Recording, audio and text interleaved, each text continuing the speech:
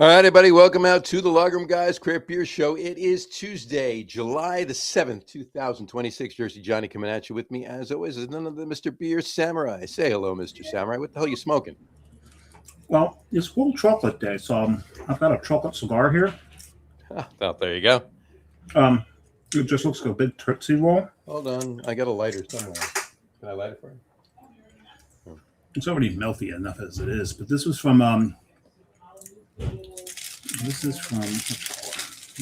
chocolate Here, company. can I light it for you? Um, it's a Swiss chocolatier. Oh, here. There you go. This is Vittorio Vanini. Vittorio Vanini, Swiss, Vittorio Vanini. Swiss chocolate company. I got this in Lugano, and this is hazelnut.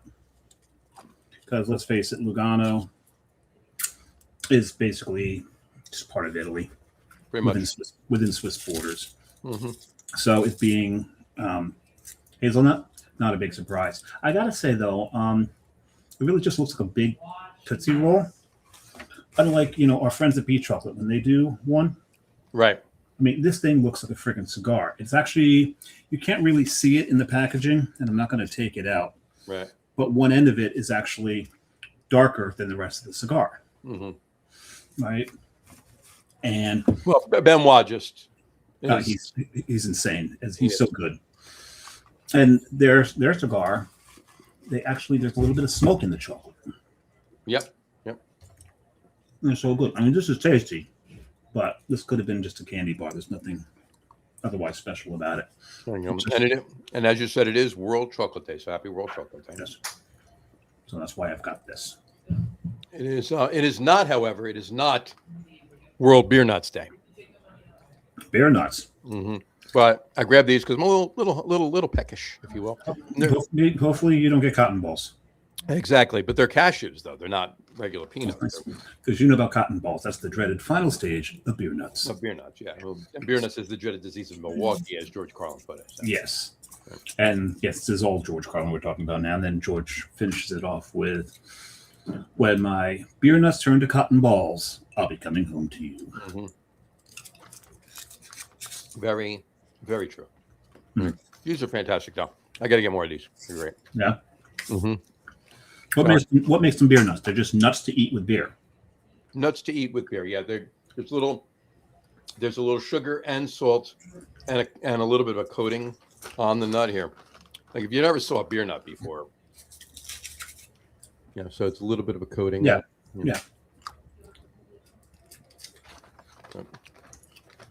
So do you think they're going to pair well with your beer? Because this isn't. I'm assuming that's not going to pair well with your beer, but no.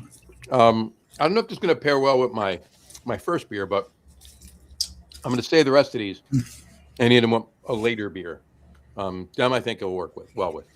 So we'll see. Okay. I'll have one with each just to see, but in any event. Something else too. I was just talking with Dave earlier before the show. We'll be trying these out on the show soon. Which show? We know. You'll have to stay tuned to find out. But yes. It's called from More Labs, More, More Labs, Morning Recovery. All right, sugar free. It's drink today, feel great tomorrow. So basically, I mean, it's got got to have a lot of electrolytes in it. It's got to have a lot of electrolytes in it. It's got stevia extract. It's got an herbal mixture. It's got licorice extract, ginger. It's got milk thistle. It's a bunch of stuff. Basically, what it does is milk thistle. Yeah, what it basically does is they were telling me it promotes liver functionality. Okay? Yes, that's the milk thistle. Right, and increases the liver enzymes and everything else to destroy the alcohol. So basically, it's avoiding your hangover. All right, it's not going to stop you from getting drunk. You will get drunk. Right, this is not something that you can just drink all night and not get drunk. You will get drunk the way you get drunk. That's going to be the same. What it's going to do is it's going to make you not feel hungover in the morning, providing you don't overdo it. Now you can overdo it, and this is going to work for shit. But so we're going to try it on a show coming up soon that we may or may not be having more than our standard 2 or 3 beers. and we're going to see how we are in the morning and report back. And if all goes well, which I expect it to, because I've heard. What just happened? I can't hear you. You can kind of hear a buzzy thing that just it sounded like someone had flushed a toilet, and then your audio went out. Okay. And now you're back. My audio was. I don't think my audio ever left, but I will repeat what I said just in case it did. We'll find out later. Yeah, the cutting room floor, if you will. But I have not had it yet, but we will have these on the show in shortly, in the next couple of shows. And we'll report back in the morning, and we'll report back online. If they work well, we're going to have them on the show, and there you go. We'll go from there. But anyway, excited to try it. Not going to do it on this show because it's just the two of us. If you haven't figured that out already, it is for the nonce. Just the two of us, but maybe just maybe a special guest during the show. There you go.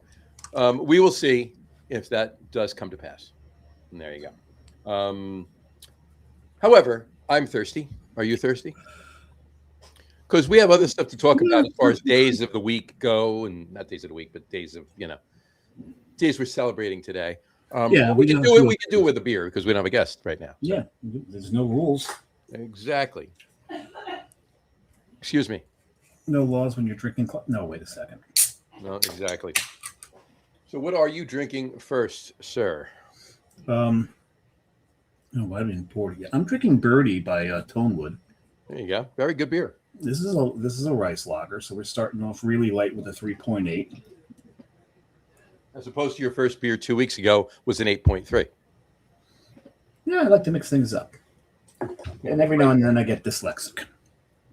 I see what you did there. Did you see what I done do there? Yeah. What? I see what you did there. Okay. All right. How is your beer?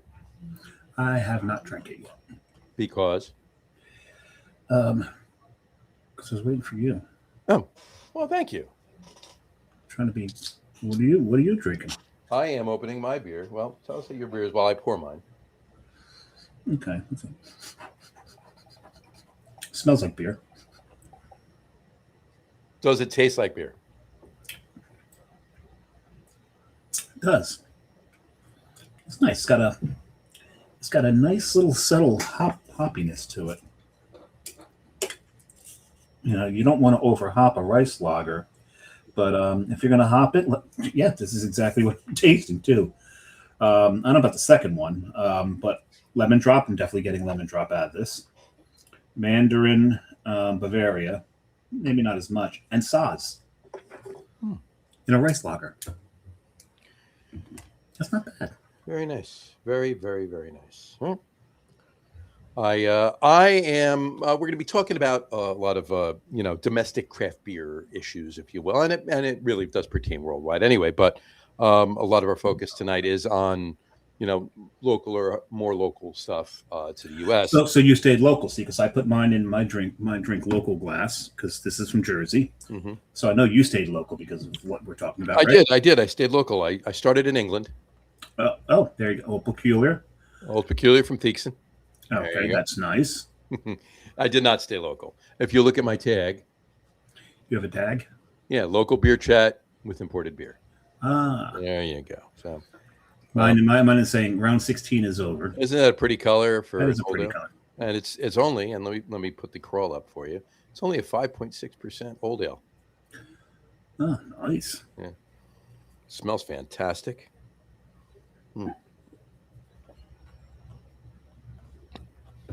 Oh man, that's so good. I love that. It's a classic. It's a classic. It's just a fucking classic beer. It's so good, so good. Yep, had to have one of those. Had to go for it. All right, beautiful. All right, so Birdie and Old Peculiar. It's an Old Peculiar Birdie. Oddbird. Hey, you know what? Old Peculiar Birdie from Oddbird. There you go. Yeah. So it's an old ale rice lager mixture blend. No, it can't work. Never mind. Forget it. It's not going to work. Yeah. No, you're not. You're stretching. A little bit, yeah. So a couple other things. It is National Crimpet Day. Yes, remember those things from Tasty Cakes? And I think you only see what you call it now. I think you only Butterscotch, see the yeah. butterscotch. There used to be jelly ones. Jelly and chocolate. There was chocolate, right? Am And I making that up? I believe there was. There definitely was jelly. Definitely was jelly. I remember jelly. I believe you were right with when we talked before about the chocolate. You can Yeah, a quick Google search will solve that issue. probably. I'm looking up something else though because I forgot to do my homework. Oh no! Would you math again? No, no, no, no, no, no. No, I'm not allowed to do that during the show. No, our top three. Oh, I got you. Oh, because I thought it was math. Because there's a new study out. I don't know if you heard this. What's that study? It shows that most math students tolerate algebra and even calculus, but when it comes to geometry, that's where they draw the line. Uh-huh. And the triangle and the square and all kinds of There you go. All right. polygons. Exactly. So anyway, so you didn't do your homework on the top three, did you? I know what they are. I just don't know the names anymore. So I just need to look at the names. I got you. Because there's one I wanted to take, but I'm like, no, you're going to take it. I almost wore my shirt. I'm like, nope, John's going to take that as his dive bar, so I'm not even going to bother. I'm not even sure which it was, but it's in Boston. Oh, yeah, you might be right. Yeah, there you go. Considering it's like your favorite bar on the planet, practically. Considering. That just doesn't work at. Yeah, right. Mm-hmm. Very, very true. Very, very true. And then whatchamacallit? So it is National Crumpet Day. Not Crumpet Day. Crumpet. Crumpet's a whole different thing. That would have gone well with your beer. That would have gone very well with my beer. Yes. Yep. Especially this particular beer. Both from England. Both from England. There you go. And it is Happy National Koi Day. Don't play koi with me. What's a koi? Don't get saucy with me, Bernays. Koi are those. It's just overgrown goldfish. It's just really big goldfish. That's all koi are. Don't let enthusiasts hear you say that. Exactly. But which reminds me, and there's a bar near and dear to my heart, which is gone now for almost 7 years. Next month will be 7 years. They had pretty damn good pizza. Really, really good pizza. Really good beer. Really good people. Both bar guests and employees. But that was if you were there, it's 381 Main, Little Falls. We've talked about it on the show before. If you were there, if you ever been there, the building next to it had koi painted on the wall of the building next door, and the reason that was because prior to it being a sports bar, and the bar, craft beer bar, pizza bar, blah blah blah blah bar, everything bar that it was a Martini Lounge for 5 years. And in the front of the Martini Lounge, and Dave, I don't know, did you ever go to the Martini Lounge? I never did.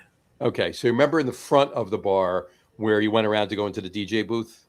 Yep. Okay, it was all pink neon and white leather in the Martini Lounge. God, that sounds so 70s. Right, and then but in the front there were stairs that went up, and you actually had a in the floor koi pond. Hey, Venkman, where do these stairs go? They go up. There you go. And there was a koi pond. You could actually stand on top of the koi pond. So that's where the koi came from. So anyway, that's my koi story for. You could stand on top of the koi pond, but only if you're Jesus, right? Well, no, there was I guess it was lucite. It was like thick. Oh, I see. There was something over the top of it. Right. So underneath them, there was access for it, so you can clean it out and feed them. But they were because that helps. Otherwise, they die. Yeah, and then you just have dead koi underneath this thing you're standing on. It's not that attractive. It's really no, not so much. So anyway, but that's my koi story for National Koi Day. So there you go. Years ago there was a restaurant in East Rutherford, New Jersey called Koi's. Was there? Yeah, it was not KOI. It was K. It was K. It was CAUGH''S. Okay. CAUGHY or GHEY apostrophe S, something like that. Anyway, so that's okay. More of an Irish name kind of thing. So anyway, had nothing to do with fish, although they did serve fish there. There you go. It was the koi that had died in the Martini Lounge. Martini Lounge, yeah, they did serve fish there. Yeah, they had no qualms about serving fish. They would seat 4 fish at the table and serve them. There you go. No, these jokes. Hello, is this thing on? Yeah, I gotta stop. I'll go back to the ones I actually have written down, like this one here. Oh, you've actually got something written down. Yeah, like an engineering firm has developed a pencil with 2 erasers. Unfortunately, users say it's pointless. Mm-hmm. Yeah, that's yeah. Mm-hmm. And yeah. Is there a punchline? Really? Jess just texted me. Lucky said, "Fuck you and your podcast." No, Lucky is saying, "I want to be on the podcast. I want beer. They make beer for dogs." Exactly. That's what he's saying. No, he really wants to be on the show. So anyway, yes. All right, and I'll give you the last one. I have 3 written down as I usually do. Okay. I started investing a little bit more. Hold on, before you do, mm-hmm. Before you do, just giving you a hand here. You're setting it up. I'll set it up here for you. There you go. Except I don't. It's not on my screen anymore. Oh, geez, really? Yeah, it's gone bye-bye. All right. Well, I'm taking a sip of beer. Mm-hmm. Mm-hmm. That's really tasty stuff. Up there it is. There you got it. Hold on a second. We're experiencing a little delays in our connectivity. Connectivity, is that what it is? Yeah, that's something like that. Continue to app. Okay, and let's see. Okay, go ahead. There we go. All right. So I started investing a little bit more in stocks. Oh, yeah? Yeah, beef, chicken, and vegetable.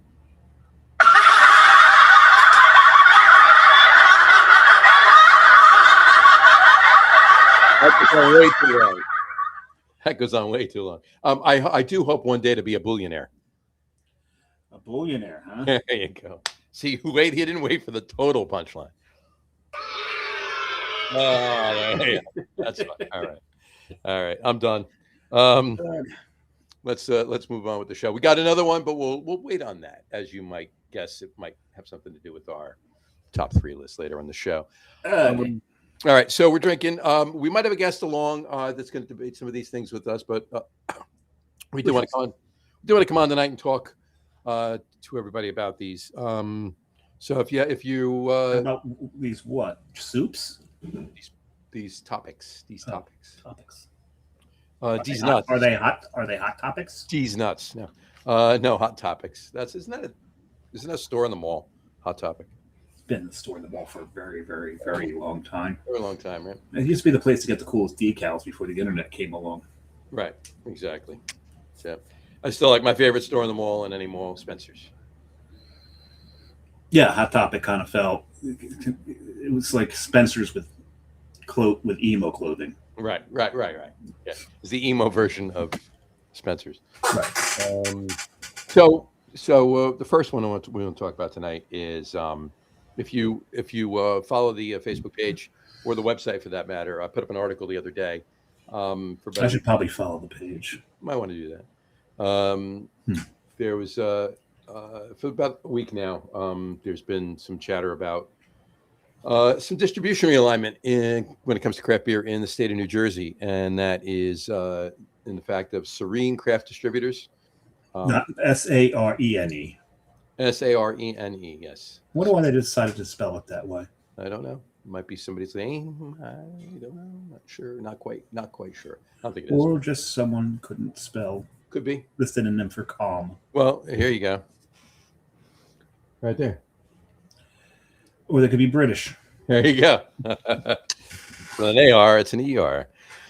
Anyway, that was all peculiar. Those of you listening to the audio podcast, I held up the can. Anyway. Yes, that was a little peculiar. It was a little peculiar that I did that. Anyway. So isn't it peculiar? Isn't it ironic? No. Isn't it peculiar? That's an old classic. Isn't it peculiar? Not that one. That's romantic. The Motown one. Which one? Isn't it peculiar attitude? Let me see if I can find it. All right. While you look for that, our hopefully guest has joined us. Ain't That Peculiar by Marvin Gaye. There you go. Well, hi. Al. Oh, hey, Al. Hi, guys. There you go. He is How there. we doing? Just in time. What's happening? Welcome to the show, Mr. Gattullo from the Gattullo Craft Beer Cast. That's right. Thanks for joining. We were dying here. The answer. Really? No, you couldn't. You two dying? No. No. I don't buy that for a second. No, John was telling punny jokes. Oh, I'm sorry. I'm using my crappy camera tonight on my laptop because I don't have time to set up all the rest of the stuff. This is beautifully ambient, though. Well, thank you. I appreciate it. It's got a nice warm glow to it. It's almost analog. Almost. Almost. There you go. So sorry, and I can't see anything anyway because they dilated my eyes a couple hours ago, and I'm still like, There you go. That could make for a good drunk without being drunk. So there you go. There you go. You want these? No, I'm good. You good? You okay? Yeah. Fair enough. All right. I got a sleep mask over here. That might help. Hey, wearing that. Anyway, we were just getting into the nuts and bolts of the first topic I want to talk about, and that's Al. I don't know if you read the article I put up on the. I skimmed it. Okay. So essentially, if I was reading it correctly, one distributor is buying out another distributor, and which seems to be a good thing, possibly potentially for New Jersey, because now you're going to have essentially them, Short Point, and Barrel Storm basically distroing beer throughout New Jersey without the macros being involved. Right. Well, basically, like Short Point, but Peerless and Kohler, right. and those. Sure. There are, all of the big box brands. Big box brands that they carry, Sierra Nevada, Sam Adams, and Bell's, New Belgium, all of that stuff. You're going to get that from them, right? But we're talking about the local and hyper local craft brands, sure, right? And not just from New Jersey either, from everywhere. Right. Oh yeah. No, I know. All right. So I know Barrel Storm focuses mostly on the local New Jersey scene with a couple of outliers. So I get it. So what the problem you've had, and we've said this for a while now, since the end of 2023, with Hunterdon going out and leaving, all of their brands were brought up. Well, I can't say all. A number of their brands were bought, like the right of first refusal for whatever reason, obviously because they have deep pockets. Bud wanted to buy a certain amount of the brands, so they wound up buying Allagash. They wound up buying Fiddlehead. They bought Equilibrium. They bought Burlington Beer Company. They bought Tired Hands. They bought these brands, and I'm convinced, and I'm going to do another article at some point soon on this. I'm convinced they bought them to kill them, kill them at least in their market. They wouldn't be the first time they've done it, right? And I mean, they saw some potential dollar signs from some of these brands, right? Certainly Allagash but you're saying they bought them. Did they buy the breweries or just bought the distribution rights? They bought the distribution rights. In New Jersey. That's it. So anyway, but that's another topic for another day. The remainder of the brands that Hunterdon had in their portfolio, some of them kind of just fell by the wayside and either left distro in New Jersey or wound up self-distroing if they were New Jersey brands, such as Pinelands Brewing. But the bulk of the rest, I'd say probably 70-75%, somewhere in there, went to Remarkable Liquids, because the Sheehan family that owned Hunterdon has a connection to Remarkable Liquids. Right. Okay. So all the rest of these brands fell into Remarkable's lap. Now, Remarkable is also distroing in New Jersey since 2018, and they have been. I've worked with them since they came into the state, and Serene since 2017. They were about a year before. But they didn't have a lot of brands. They didn't have a big portfolio in New Jersey. Their basic home is New York, because they're based out of Rochester, and their warehouse is in Albany. So New Jersey was just kind of found money. They got into the game in New Jersey with some brands that they had in their portfolio in New York that wanted to come into the state, and they would send a truck down every once a week, maybe twice a week, and call it a day. Now they have all these brands, so they basically were dumped. Here you go. From the Sheehan family. Here you go. Here's all these brands for New Jersey. So you have to, step up your game in New Jersey. So they hired a lot of ex-Hunterdon reps to do a lot of the sales, in which case also Serene did as well. But Serene didn't get any of the brands. Serene was always building up their portfolio on their own. So now Remarkable and Serene, the basis of all of this is that Remarkable is getting out of New Jersey because it's hard for them with their ownership and the main office and everything being up in Rochester and their warehouse being in Albany. New Jersey is very difficult to attend to. And you're talking about a 3-hour ride of bringing some of these beers down that they have, even in a refrigerated truck. At some point, something's going to get warm. Right. And how far are they covering New Jersey? They can't be going further than the Driscoll Bridge. You're talking about a 5-6 hour day, just round trip, even if they went 3 hours just from the tip of New Jersey back up to Albany. Right. They get down to maybe lower central Jersey, if that means anything. Yeah. Okay. But in any event, Serene is all over the state because Serene's actually, I believe, they still do send a truck occasionally down to Philly too. But Serene's in Westchester or Connecticut or Lower Connecticut or. So it's a much easier trip. A lot closer, yeah. Right. So from what I'm hearing is Serene purchased all of New Jersey from Remarkable. Okay. And Remarkable purchased Serene's business from the Hudson Valley out towards Buffalo. Okay. So it's kind of almost like I don't know what the monetary, I don't know whether it was a swap, a straight up swap. Could be maybe equal, whatever. Okay. It sounds like not a lot of money changed hands. It sounds like it was almost like a trade for cash consideration. Better for you. This is better for us. Beneficial. Beneficial. Exactly. Right. But what that means in New Jersey, and the whole point of this is that you had two other than your macro houses that had your bigger brands that we spoke about before. Mm-hmm. All right. And distribution companies like Barrel Storm and some others. All right. Basically, the bulk of the large amount of craft distro you had in New Jersey was coming from two places now. Stores like, the ShopRite Liquors and Total Wines and what you call Bottle Kings and the like, Spirits Unlimited, the bigger stores, bigger stores didn't matter because they're buying from both. From both. But they're the bread and butter. But the more amount of places that actually do carry craft beer are smaller stores, and a good number of them, more than 50%, don't want to have two different craft distributors that they deal with. So they're going to buy from one and not the other, or this one and not that one. So, and they're going to just, and it's going to be based on who they like more, who they get along with, who they've known longer, whatever the rep, That's what because it's all about. Or maybe how many beers that particular one has. Right, exactly. That they carry in their store. Right. Now it's all under one roof. So these places will be able to have more. So it's not a foregone conclusion that we're getting back to the 100 days. It's not what I was saying in the article, but I'm basically saying that it's definitely a step in the right direction for craft beer distribution in the state of New Jersey.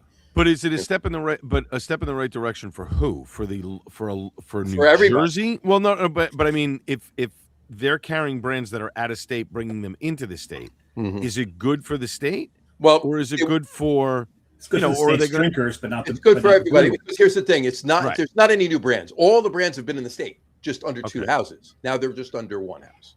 Okay. So for the liquor store, then it makes it easier for them to buy. Liquor store makes it easier for them. I get one sheet, on a Monday or a Tuesday or whatever it is. Mm-hmm. Here's what I got. Right. You only have to, make an order with one person and pay one person as opposed to splitting it into two. Exactly. So, I mean, for that, I guess it's okay. I guess for the smaller liquor store that sort of doesn't have the stock or whatever and was dealing with one and not the other, now you have a choice, right? I mean, it's do I deal with now the one person or do I just keep what I have and, I'm doing fine selling booze. If my craft beer selection isn't that great, that's okay. It's not a total portion of my store. No. Because I think if you looked at the smaller liquor stores like a Fanwood Liquors or whomever, a smaller place that doesn't have a big profile, as good as their craft beer selection is, they're limited by the amount of space that they have. Of course. So if their beer is not selling as good as their liquor and their wine that's going out the door, the owner could say, well, you know what? I don't have to sell that much craft beer. Somebody comes in and picks up a case of Sam Adams. Somebody comes in and picks up, whatever. I'm good. I make more money selling the other stuff. So that's where it could potentially hurt somebody. Well, you're right. Yeah, yes and no. They make more money technically on the Sam Adams sales, right? Because of volume. All right. Sure. We're selling more Sam Adams. They're buying when they're buying. You're buying Sam. You're buying Dogfish. You're buying their cocktails. You're buying a plethora of stuff that is from those two people. But even just if you boil it down to one brand, right? If you just Sure. Sam Adams Summer Ale, right, versus Industrial Arts Wrench, all right. Oh yeah. It's going to sell more Sam Summer than it is going to course. sell Industrial Arts Wrench. Although Of some course. stores, there's a balance there, but no, they're going to move more Sam product than anything else because Right. it's a much more publicized, much more known, much more marketed beer out there, and much more what's the word I'm looking for? Much more you can accessible, identifiable. Right. Yeah, it's more mainstream, relatable, everything else. So yeah, but overall, like I said, it's going to be better for a lot of the liquor stores now that we're not dealing with either Serene or Remarkable. Right. It's going to be better for the consumer because they're going to have more options now. It's going to be in those stores anyway, and not have to drive further, to get what they need. It's going to be better for the brands because they're going to be better represented. Everything's going to be under one roof. They can get back to that. So there's a lot of there's some negatives to it too, but there's a lot more positives that I'm going to play devil's advocate on that last statement that it's better for the brands because of their representation. Mm-hmm. If you've got so many brands under one distributor, are they going to be equally representing each one of those brands? Sure. They tend to play favorites. No, I would think not. I would think that the ones that sell better, those are the ones they'll represent more, and the ones that don't in the stores, right? And then the ones that don't, they say, sorry, we tried, but we really didn't try. Speaking from a purchasing point of view, all right, both of these companies, and even going back to the 100 days, everything was available. There wasn't a salesman in my face saying, "Hey, this is what you need to buy today. I don't care if you want anything else." I'm being. Oh no! But I don't mean. I see what But I see what Samurai's point is that let's say, and I'm just throwing names out. I'm not whether they distro them or not. But let's say you have Firestone Walker, Foam, and Fiddlehead. Let's just say those three beers. The 3S. Well, no, but I'm just saying the person who is selling to you is going to say, I only get this much of Firestone in. You got to jump on this now. The Foam and the Fiddlehead I can get whenever. And to be honest, I've had all three. If I had to choose a 2 and a 3, I'd probably say Foam, Fiddlehead. You probably want the Foam more than you want the Fiddlehead, and the Fiddlehead sort of takes the back burner, where he's not pushing that product to you equally that he would the other two. True. But the bottom line is, as I said, the whole entire sheet is there. The whole entire list of availability is there. Well, you said representation rather than that's the other thing too. Serene is going to be hiring more sales reps. So then it's twofold. It's the sales reps that they do hire if this whole deal is going through. The salespeople that they hire have to be. I mean, however they're going to do it. Jim takes 6 brands, Bill takes 4, Ted takes the other, 5. They need to be well versed in those brands. Right. They should be drinking all of them. They should be talking to the people from the brewery to make sure that they know every single nuance of those beers. You would assume they would, but maybe not. Maybe these are people that. But don't reps break it out by region, not by brand? Right. Here's the thing. You're also going to be to your point, Al. You're right, but you're talking about 2 separate jobs, 2 separate positions, right? The brand managers, the brand reps. Sometimes they're from the distributor, and with 100, and they were with the bigger brands anyway. And sometimes they're from the actual company themselves. Yeah, but how many of those breweries now have brand managers that are big enough? Well, that's just it. I'll tell you right now. Every single one of them does. It depends on how far away from Jersey they are, and how often they make it to the state. Well, that's what I'm saying. So if you're talking about somebody like a Firestone Walker, they don't have a dedicated rep here anymore. Their rep is in California, and he makes a trip every once in a while to the East Coast. And he used to be on the East Coast. He went back out to California because he wanted to stay there. So I mean, we all met him down in Atlantic City at the beer fest. He was originally from here. He's out there now, so he doesn't make it that often back here unless it's a special thing. So, but again, I mean, we're talking about a brand that's 30 years old that people know about. Right. I'm saying the brand that's 5 years old or 10 years old that hasn't had much of a foothold here. Sure. The example I would give would be Toppling Goliath. Mm-hmm. Would be a perfect example. They came into Jersey almost 8 years ago, right? 9 years ago. How much have you seen? 9 years ago. Yeah, they came in with Serene. They came into Jersey with Serene. But they came in with a big push. Mm-hmm. They were everywhere. They were saturating all the different bars. We're doing tap takeovers. We're doing this. We're doing giveaways. Blah blah blah blah.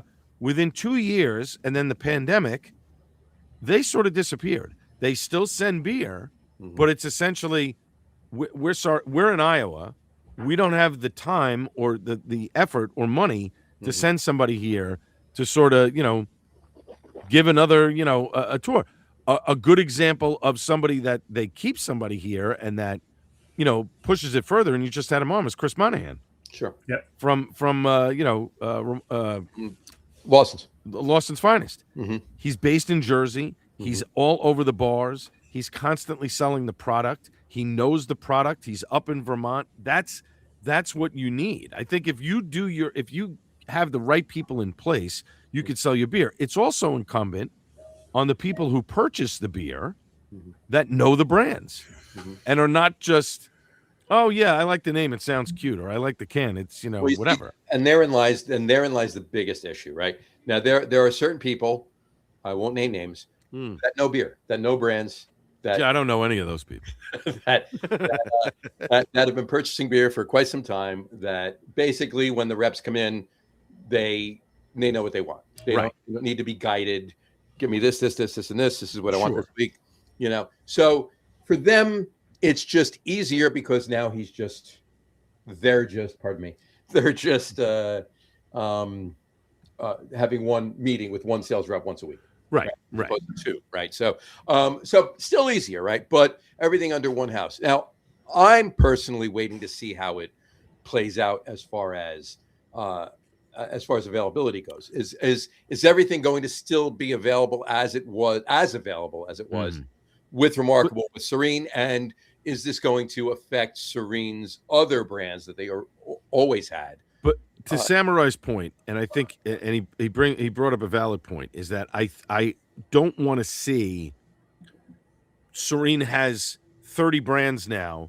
They only market 16 or 17 of them, and the rest of them, unless somebody asks us for it, we're really not going to pitch. We've seen it happen before. Exactly. So that's what I don't want to see. And I'm sure of the other, 13 or 14 brands, there's probably 10 of them that are really good that all three of us would seek out if we were in that particular state that carried that beer. I'll give you this. I'll give you these talking points to basically everything both of you just said.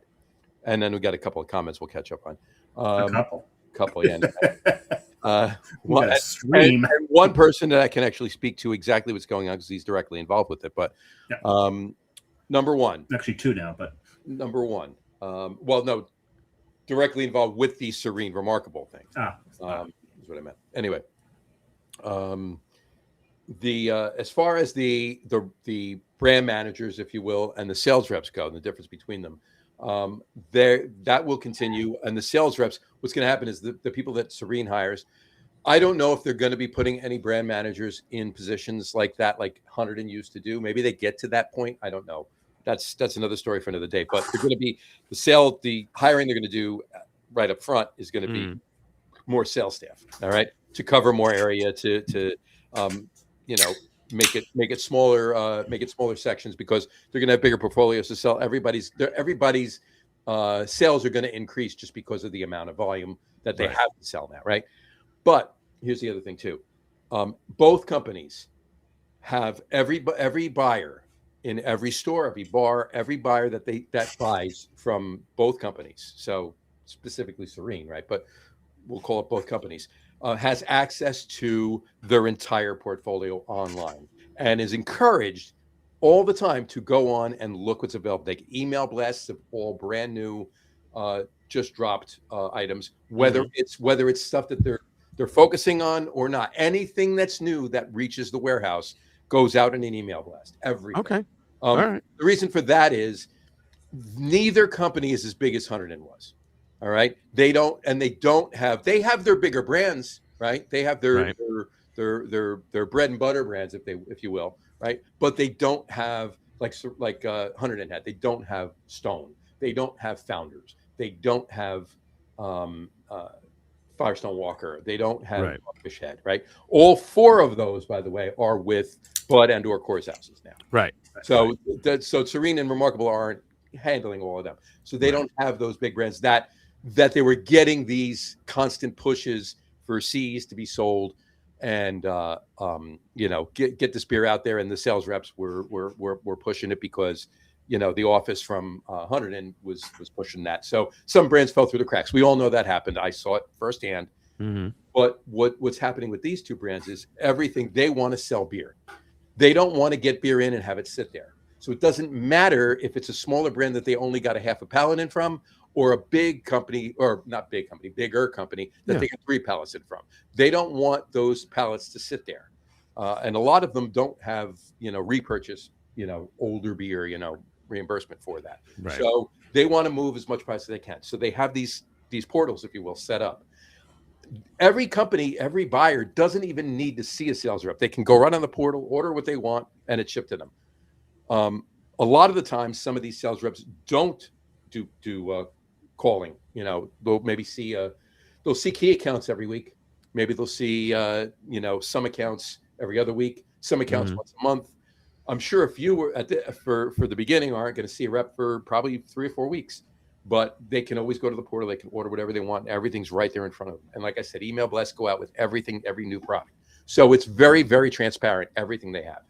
So and I'm not sticking up for either one or the other. They're both in that position. Neither of them are 100 where they had those mammoth brands that really kind of took focus away from all the other smaller ones. Well, then I hope, it seems like things are getting better with the economy very slowly. Mm-hmm. It's not the giant leaps that I think people were expecting. Sure. But they seem to be moving along. So I would like to see a little bit more of people going out and saying, all right, I'm going to hit a liquor store and maybe I'm going to buy 2 6-packs or 2 4-packs or a case of something, because you weren't seeing a lot of that. Although Brewbound had put out an article, I guess about a week or 2 ago, that there was an uptick in sales, that people are buying again. So you'd like to hope that that's going to translate into more people going to liquor stores and buying craft beer, or going direct to the. I like to go direct to the brewery and just buy the beer because I'm there and I'm drinking a lot more local than I am national. But it's nice to know that if I do walk into a liquor store and I see, maybe 5 or 6 more brands that I hadn't seen in a while, hey, that's good. I've got choice now. I can sort of cherry pick. All right, I don't want this. I've had that. I want that. Ooh, this looks new. Shiny new can. Let me try this. So I'd like to see more of that. Whether or not that happens, by the end of the summer or the beginning of the fall, that remains to be seen. What I don't want, and I think, Samurai, you would agree with me here, I don't want to see brands that were in the state that really didn't get a lot of traction for whatever reason just fade away and go by the wayside. Right. I want Jersey beers to succeed, but I also want the national brands that are really good, that we've all gone out and had, that have come now to New Jersey to try and open up a new avenue or new revenue stream.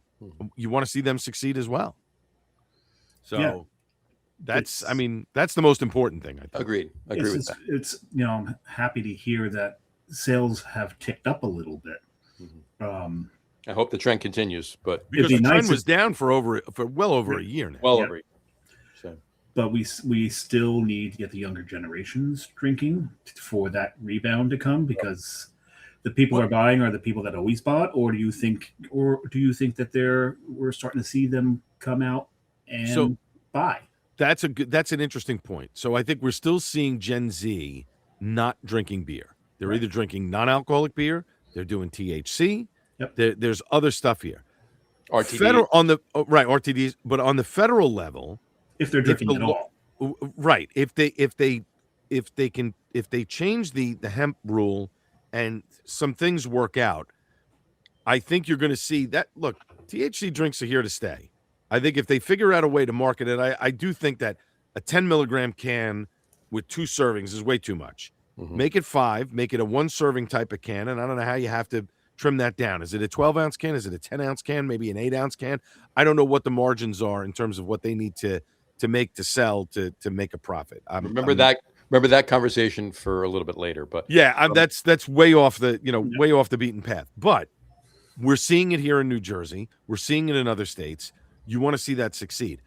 I think the non-alcohol thing, I think, is something that I don't know if a New Jersey brewery can do it, but we're seeing other breweries around the country sort of dipping their toe now into what they've seen with the success of Athletic and other non-alcoholic brands. I mean, geez, you got, there's a ton of them. I mean, you could throw a stone. What is it? George Clooney's got one now. Who's the other, the kid who's playing Spider-Man? Who's Tom Holland. He's got a whole thing. Yeah. Brio. So if and now there's a brewery in San Diego. The guy used to be a brewery. Remember San Diego. Well, when I'm going back out in November, and so now I found another place that I want to go to that's on the list of things that I want to do. This guy used to drink beer, he used to brew alcohol. Now he's brewing non-alcoholic beer and non-alcoholic spirits, and he's opened up a place that just caters to that. And it's on a much smaller scale than what Athletic does. Wow. So, that's the thing I would love to see. And again, I know for a New Jersey brewery, it's probably not feasible because obviously the equipment, the space, there's a whole, thing involved in making non-alcoholic beer. There is something that I did hear, and I need to do a little more research on it, but somebody's telling me just last week that there's this, what they're calling it, a lazy yeast, basically ferments the beer to 0 alcohol. So, the beer doesn't need to be de-alcoholized. Okay, so that's what I'm saying. If the recipe is there, and maybe somebody can do it, and it tastes good, right? Now maybe you start bringing in those people. Maybe you start, because what this guy in San Diego was saying, he said the reason why he gave up alcohol, he was drinking too much, et cetera, et cetera. And he's finding now more people are gravitating towards the non-alcoholic stuff where they've had 2 or 3 beers during the night. Right. They're having one more, but they don't want to have the alcohol, so they switch to a non-alcoholic beer. Or they're having a beer, then they're switching to a non-alcoholic, then they're going back to a beer and sort of... Yeah, there's a name for that. Moderation? We were just talking about that. There's a name. They've got a term for zebra drinking. Zebra. Okay. All right. Yeah. But we're seeing that now, which I don't necessarily think is a bad thing. No. I think if you're doing that and you're drinking responsibly, that's great. And we all should be drinking responsibly. I mean, yes. If we're home, that's one thing. But if you're out, yeah, you should be drinking responsibly. So, absolutely. Well, but I mean, I haven't even told my wife this yet because I was just reading the story yesterday. But this is a place I want to go to in San Diego because I want to check this out. Probably going to parlay it into an interview for the show. But I mean, it's an interesting concept that this guy has. He's like, I'm not telling you can't drink. It's just my place is going to be all non-alcoholic stuff, and I want to show you and teach you that you can do this and it's fine. So I think that's a good idea. But I think that's what we're seeing more out of Gen Z. Those kids just didn't. I think they saw their parents drinking alcohol, and for them it just wasn't a thing for them. Right. It wasn't ingrained. Like for the 3 of us, it was ingrained in us when we were kids. You saw your parents having a bud. They gave you a sip of wine at the table, whatever it was, and then you and your friends discovered your first quarter beer or your first, I smuggled some wine or something out of my parents' house or whatever. Let's have some. That's the key to your statement right there. You and your friends. Right. Gen Z, they've been their friends. They're online. They're online playing games. They're sitting home by themselves, online gaming. So. Right. I don't even see them doing the 0.0 for that matter, because no, many of them don't, but some do. Some are like, all right, my 2 friends drink, but I don't. But now when I'm at a bar, oh look, there's a non-alcoholic selection. I don't have to sit here and drink water the whole night or a soda. I can feel like I'm a part of the group because I'm having a beer, but there's no booze in it. When they go out. When they go out. If actually, let's change the date. I mean, there are some. I mean, I don't want to lay a blanket, on all of them. But I'm not trying to do that. I'm just saying the majority.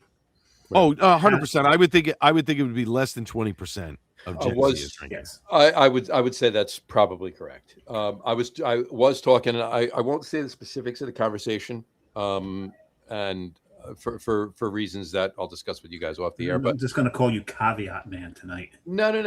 I won't mention names. I have a couple of people that I've talked to are very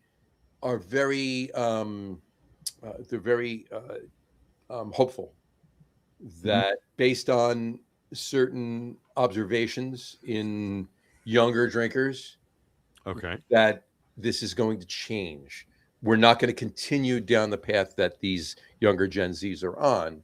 Maybe it's Gen Alpha. However you want to do it, I don't know. Gen Alpha's not drinking yet, so I doubt it could be them. But you always get a bounce back. You always get that rebellion from what you see your parents do. Basically, they're saying it's going to turn around. There's this hiccup. There's this 4, 5, 6 year hiccup, and it's going to start to change. But also non-alcoholic beer is here to stay. Like I don't think it's almost it's a thing, and that's fine. Yeah, absolutely. It's almost the IPA, right? When the IPA first came out, everybody was kind of it's bitter, it's this, I don't know, it's a fad, it's not going to be this. Remember, Jim Cook gambled on it, said, I'm never going to make an IPA, it's a fad, and he was wrong, and ended up having to shift, and yada yada, and what ended up happening was him and Dogfish ended up getting together, and it's a great partnership, but I think in the beginning, I think a lot of people were looking at non-alcoholic beer and going, oh, it's O'Doul's and Sharps. And then they started drinking and going, you know what? This isn't terrible. This could actually work. And Athletic, kudos to them, tweaked it enough where they've eliminated a lot of the chemical sort of aftertaste of some of their stuff. Their stuff has flavor. Some of the other non-alcoholic stuff has a lot of good flavor, and that there's no booze in it. The Europeans are doing it well. Well, Estrella Galathea, I've said this before, their 0.0 lager, probably the best non-alcoholic lager I've ever had. It's fantastic, and they drink a ton of it. I accidentally, for a show a little while back, went downstairs from work to Eataly and grabbed a Peroni. I get home, it was a 0.0. I'm like, you know what? I'm drinking it anyway. And you know what? It was a fucking Peroni. Right. It was delicious. Right. Yeah, there's very, very little. And that's the first time you ever heard me say that about a 0.0. They need regular Peroni and Peroni Zero. And I mean, there's such a slight difference. You're not going to just drinking it. You're not noticing it. Right. But that's what I mean. So it's here to stay. People have figured out how to make it, market it, and be successful at it.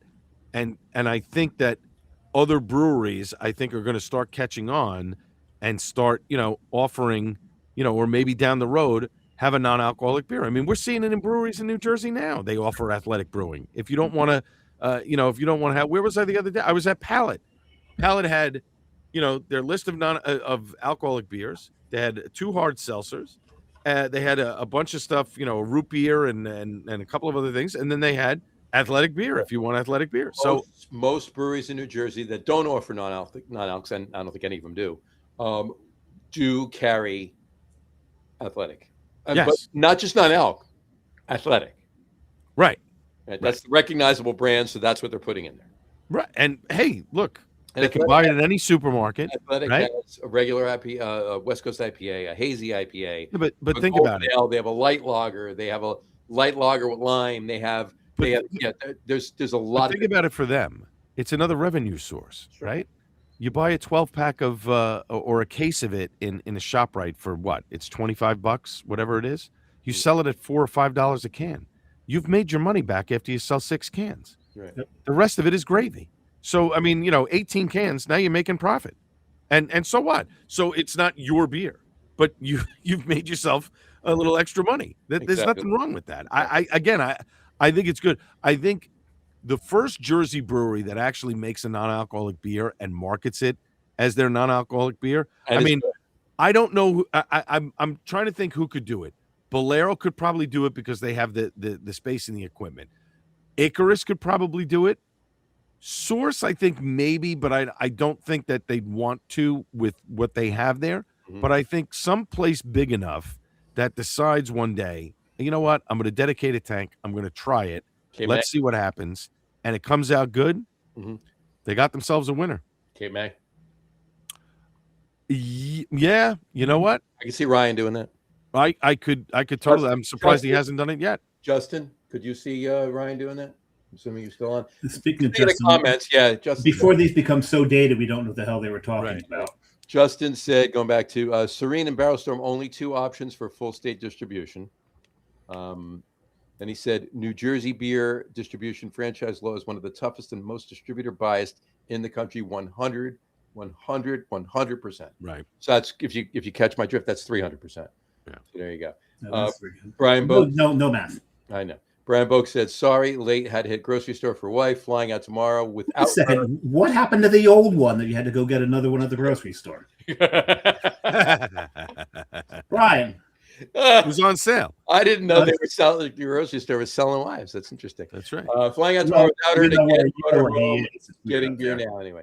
And then Justin said, Remarkable distributed to South Jersey, full statewide distro. The issue with both Remarkable and Serene are that they are picking up beer from New Jersey and taking it back to New York, then back to New Jersey. It's operationally efficient.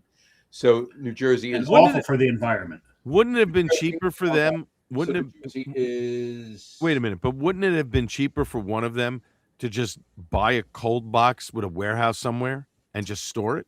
You would think. You would. I mean, that would make. I mean, with so many of the breweries that went out of business in the last couple of years. Well, Remarkable just got Tonewood. Okay, so Tonewood was distributing all over New Jersey on their own. That one right there. Right.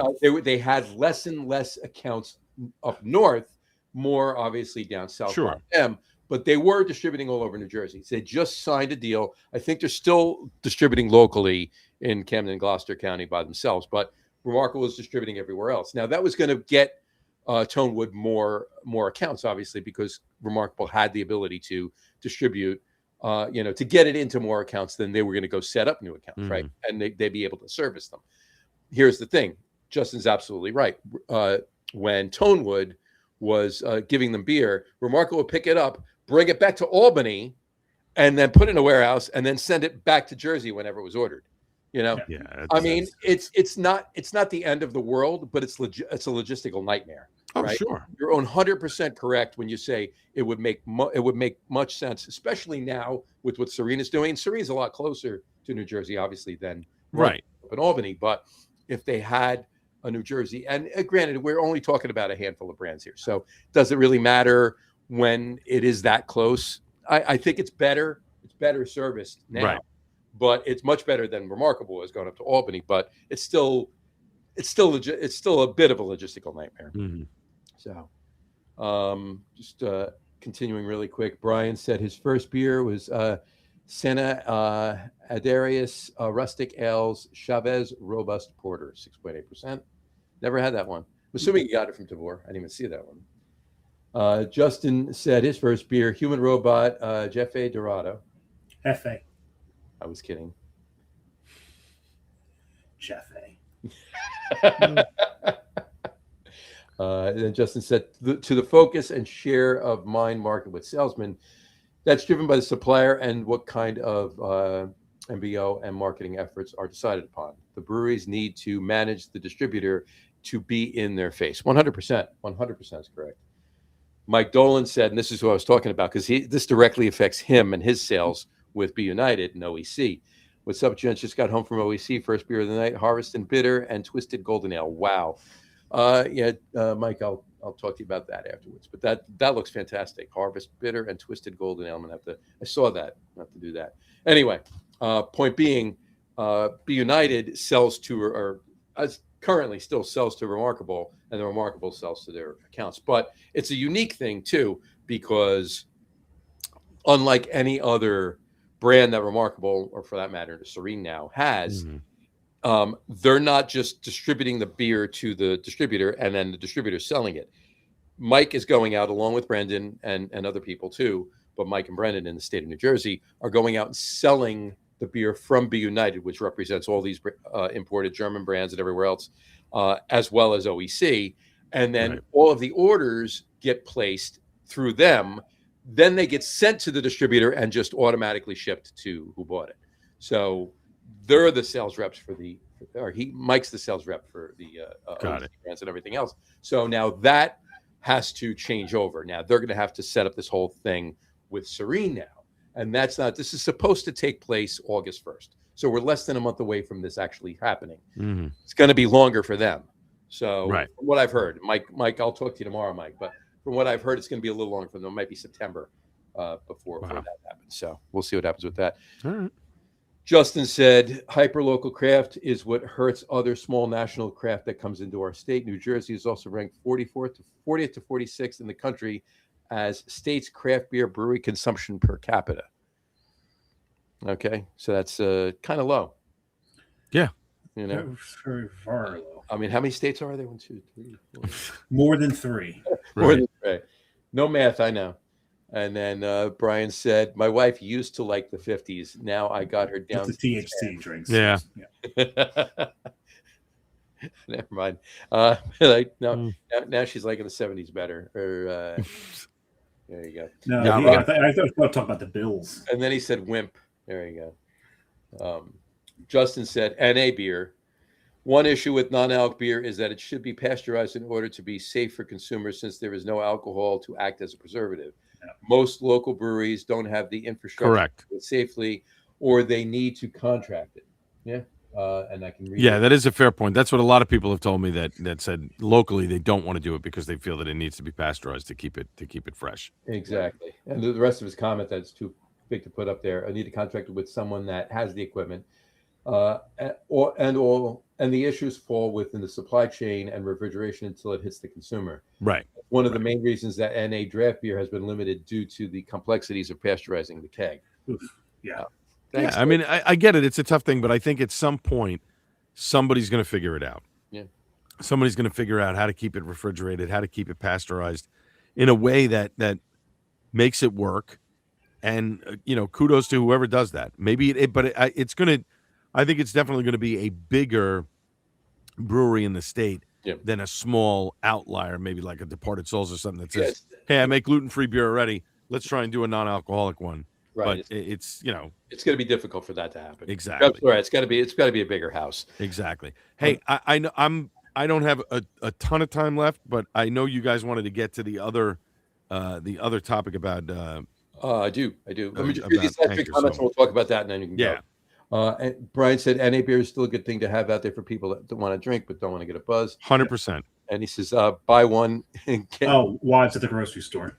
Buy one, get one free. Wives at the grocery store. I like that. BOGO and Wives. Nice. There you go. And then Justin said, this is important too. New Jersey ABC it's the New Jersey ABC that makes it so difficult, and warehouse pricing in New Jersey is now astronomical that it's easier and costs less overall to operate from their warehouse in New York. Yeah. Oh, I'm sure. Absolutely. I'm just saying, had they invested 10 years ago when it was less money, it probably would have been more beneficial. We're talking about warehouses that were $4 a square foot. Right. Are now over $20 a square. Yeah, exactly. It's ridiculous. Exactly. All right. So switching to the other point I wanted to bring up with Al here, and that's Anchor. Right. Now you talked about Anchor on your show a couple weeks ago. Yes, there was. That was actually, my God, it's probably like 2 months ago that we started seeing from the TTB that Anchor had put some labels in to get approved. April 30th, they got approved. They approved 2 labels. Right. Steam. Right. And Old Foghorn. Right. So Foghorn. Yeah, and they're going back to their original labeling, which I think is great. That's smart. Awesome. Everybody knows that the new thing just never took off. Get rid of it. That was just make it like the new Coke of their generation. Sapporo, just goodbye. That was Sapporo. That was all Sapporo. So. Right. I am happy that they are finally moving forward. Mm-hmm. What my question is why has it taken so long? It's over 2 years. Right. Because it's not like there were people in May of 24. It's right, but it's 26. But it's also not like people didn't want the brand to continue. You had a contingency of people that worked there that were trying to buy the brewery, there were people that were available and involved. I don't get why this owner, who's got, he certainly has a lot of He's got money. some scratch. Yeah.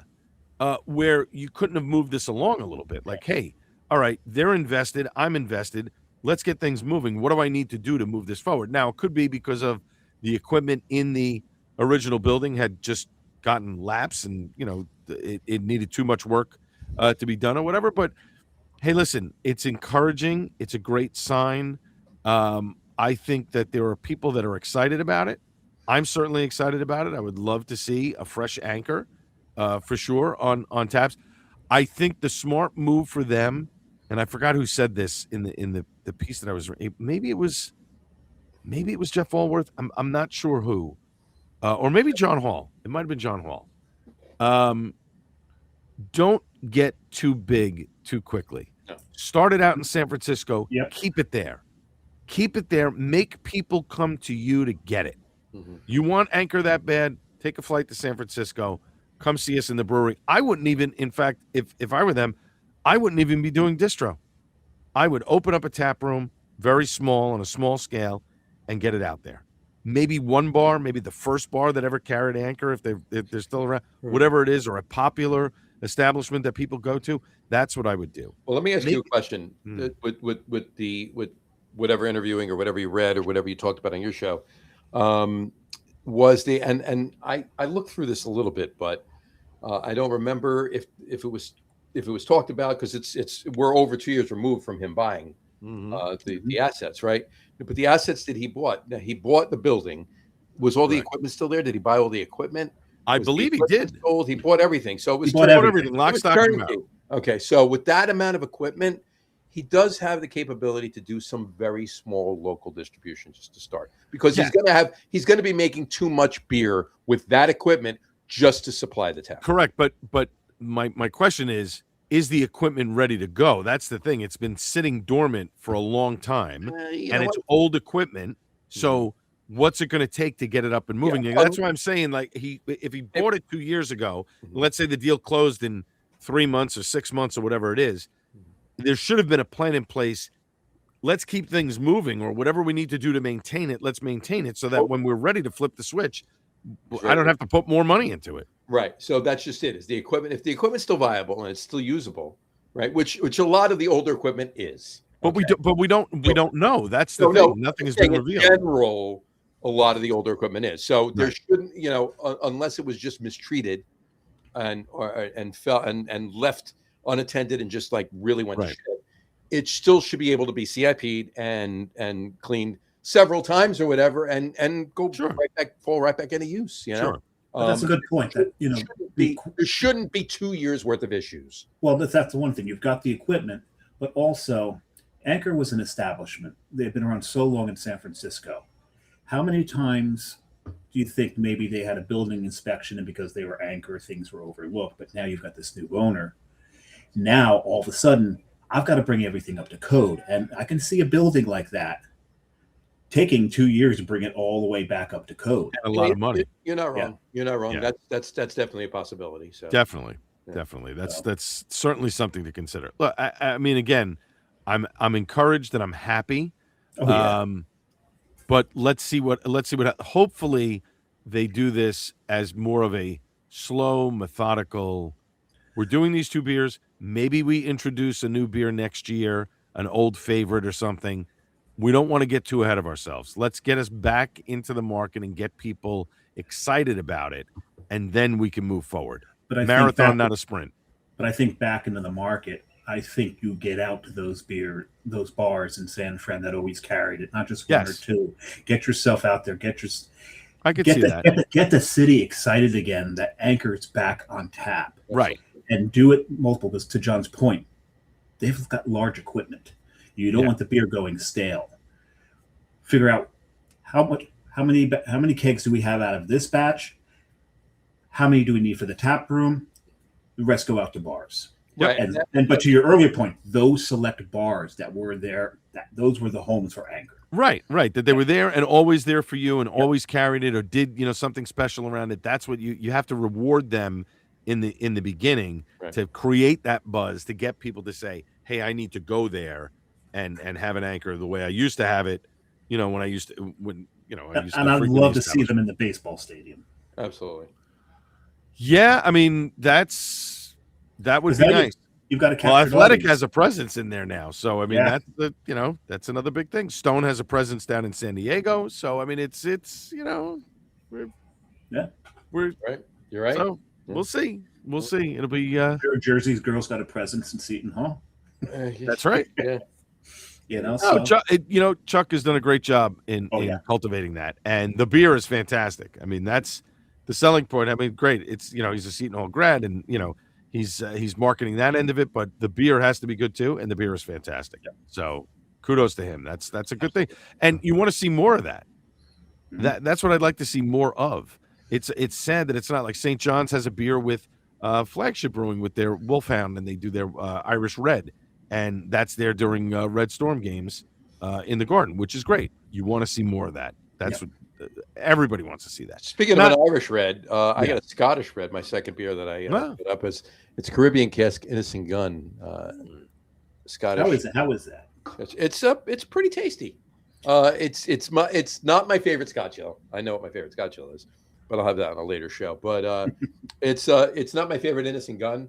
I would say it's my second favorite Innocent Gun. Just a regular Scotch ale from Innocent Gun's the better one. This one's interesting though. It's just a close second because it's Caribbean rum cask finished, and it's got a little bit of that rum flavor to it, which adds a different layer, not an odd, not a weird, a different layer of a summery flavor, a summery one, if you will. There you go. Well, speaking of summery, this is my second. I think both of you are. I love Beach. I gotta go get me some Beach. I love that beer. I really do. Mm-hmm. Stop by tomorrow. It says it best pairs with. I'm going to see Sergio tomorrow in Metuchen. He is my interview this week for the Craft Beer Cast. We're going to promote a little Terzo. Stop by Thursday. I'll put one aside for you. So. But this pairs best with staring with the sun, staring into the sun, wearing your coolest shades. That's what it pairs well with. Staring into the sun, wearing your coolest shades. Yeah, and I don't disagree with that. Mm-hmm. Joe, what who wrote that? Speaking of Jersey beers, before I jump out of here, are either of you planning on attending 2 Tons Grand opening this weekend? Possibly. I don't think I have anything planned this weekend, do I? I am. I'm actually. This is the new ownership. Yes, new ownership. Well, actually, the plan for me on Saturday. I was at their first grand opening. Mm-hmm. I think I was there a couple of days after. You can go to 2 grand openings for the same brewery at different times. See that? So my plan is to head up to Conclave for their 11th anniversary, which is Saturday. Hit them for an hour or so, and then come back down on my way back home to hit 2 Ton in the afternoon. Introduce myself to the new owner and sort of see what they're doing over there. I'm excited. That she bought the business lock, stock, and barrel. She's got the recipes, and I'm hoping for big success. And I'm hoping she keeps the speakeasy downstairs. Oh yeah, I hope so. That place was. I love that space. They needed to do more in that space that they didn't do. It was like, all right, we're going to do it for private parties. It was closed. It was closed off so often. Yeah. They should have opened. I mean, look, neither here nor there now, but I hope that she kept it, and I hope that she's going to do something with it and make it more of a, a kind of cool little vibe thing, or like a very hyper specialized mug club. Yes, so cool. Anytime I was ever down there. It wasn't open. It was just because Matt and Jim were like, "Hey, let's go downstairs and chat." Right. Beers, I was down there once when it was actually open. Right. I don't think I was down there ever. I was probably down there 3, 4, maybe 5 times. I don't think any of those times it was ever actually open. Just went down there. Yeah, when I was down there, I was interviewing Matt for the show. I mean, it was just all right. Here's a quiet spot. Let's just sit and chill. I mean, it was just a really cool, funky place to hang out and chill. I mean, it was perfect. You got to go outside and down the stairs to get down there. Yeah. So I'm excited for them. So I'm going to try and hit both of those, and I'll keep you posted. But yeah, that's a little celebration. I do have to get over to. No, it's not Christmas beer yet. Al. No celebration yet. No celebration yet. No. There might be a wee bit of celebration in a couple of weeks. Please, Oh, who was I that's just? Wait a minute. I was just talking to somebody. They're having to brew. When I was at Killsborough last week, they're already putting their Oktoberfest and their fest beer. It's almost ready to go. Yeah. Like I had a sample off the tank. It's ready. I mean, it's End fantastic. of July, beginning of August is when. And yeah, I know. But it was just like, oh my God, it's I'll here jump already. ahead. I know you got to go, but I'll jump ahead a couple of points, and Dave and I can talk about the rest ourselves. But what? How do you feel about that? I mean, we're weeks away, maybe 2 even weeks away. Certainly on this show from Christmas in July, but we are weeks away, 2 or 3 weeks away from starting to see pumpkins and Oktoberfest on the shelves. You know, I get why the breweries have to do it. Because if they don't start getting it out now, it's still going to be sitting there in January. But I don't have a problem with drinking an Oktoberfest beer in January. It's still relevant, even if it's not the season. But I understand it from their standpoint. We've got to get it. It takes a while. So if we get it ready to go for July and we push it out there, hopefully we get it all sold. I think they want to run out of it in September is what they want. Exactly. And I think that's not a bad move if you're a smaller brewery. Right. You know what I mean? With a smaller footprint. But if you're somebody like a Sam Adams who puts an Oktoberfest out there every year, you need to make volume of it so that it's still going in October when you're hosting stuff. So I totally understand the both sides of it. I don't care. I'll drink a Marzen any time of the week. I don't have a problem with it. I'll drink a fest beer or whatever. I'm fine with that. There's some German breweries that are making Märzens year round now. You can go get a fresh Oktoberfest in February. Right. Yeah. So again, I don't have a problem with that. But what I want to see from the two of you before I go, pizza party is at the end of this month on Staten Island. The date? It is July 25th. July 25th. It is noon to 4. Snug Harbor, Staten Island. All you can eat pizza. All you can drink beer. 30 breweries. Some brand new that have never been to the event that are excited to come. Autodidact is one of them. I think Human Robot's going to be there. They've never been there. Wayward Lane. There's a great list of breweries. Awesome. It's an awesome day. You guys should come. It's phenomenal. I really, really do want. We've got something planned to bring you that day. How dare you? How dare you? Cancel. I would. I may be able to arrange it. I may be able to arrange it. All right. We've got to see. All right. I'm just saying. I'm 6 years going. I never miss one. We always have a fantastic time. I mean, how can you be? It's music, pizza, beer. Couldn't be the best things. That's it. Noon to 4. I might be able to, if I can make it work, I might be able to get there by like 1:30. You won't be missing out too much. There you go. Yeah. But it's a phenomenal event, and I encourage all of you, if you've never been and you're listening, Killsborough.com, go check it out, get the tickets. It's I mean, for we were ripping the beer fest at the Turtleback Zoo that happened 2 weeks ago. That people were devastated. I saw a thing on Reddit. They were trashing that thing left and right. I know a lot of breweries that didn't go because the way they changed the rules this year, they wanted them, not only did they want them to donate the beer, they wanted the breweries to pay for their own tickets to sit there and walk around and drink. Yeah. Oh, yeah. I mean, total nonsense. And the tickets, the general admission was 100 and change. And it was 3 hours. And all you got was beer. Nope. This is $75, $80. All you can eat pizza, all you can drink beer for 4 hours. 4 hours. 4 hours. 4 hours. How can you beat that? 4 hours. Sorry, that's the Staten Island in me. 4 hour tour. Apologize. 4 hour. So 4 hour tour. There you go. All right, boys, I got to break out. Thanks for having me. Thanks for popping on. No, not a problem. Appreciate it. Appreciate the pop on. That's awesome. Yeah. Listen, this weekend, Sergio, we're going to talk about Melavino. We're going to talk about Sergio Matella from Terzo and Metuchen. I'm interviewing him tomorrow. We're going to talk about the aftermath of Melavino Meadery and what he's doing. I still have 3 bottles left. I have 1. So I have one. I have 1. 1, 2. I have 3. I have 3 myself. I'm 7 right at them. 3 of us. Let's put them together and drink them. Yeah, there you go. Yeah.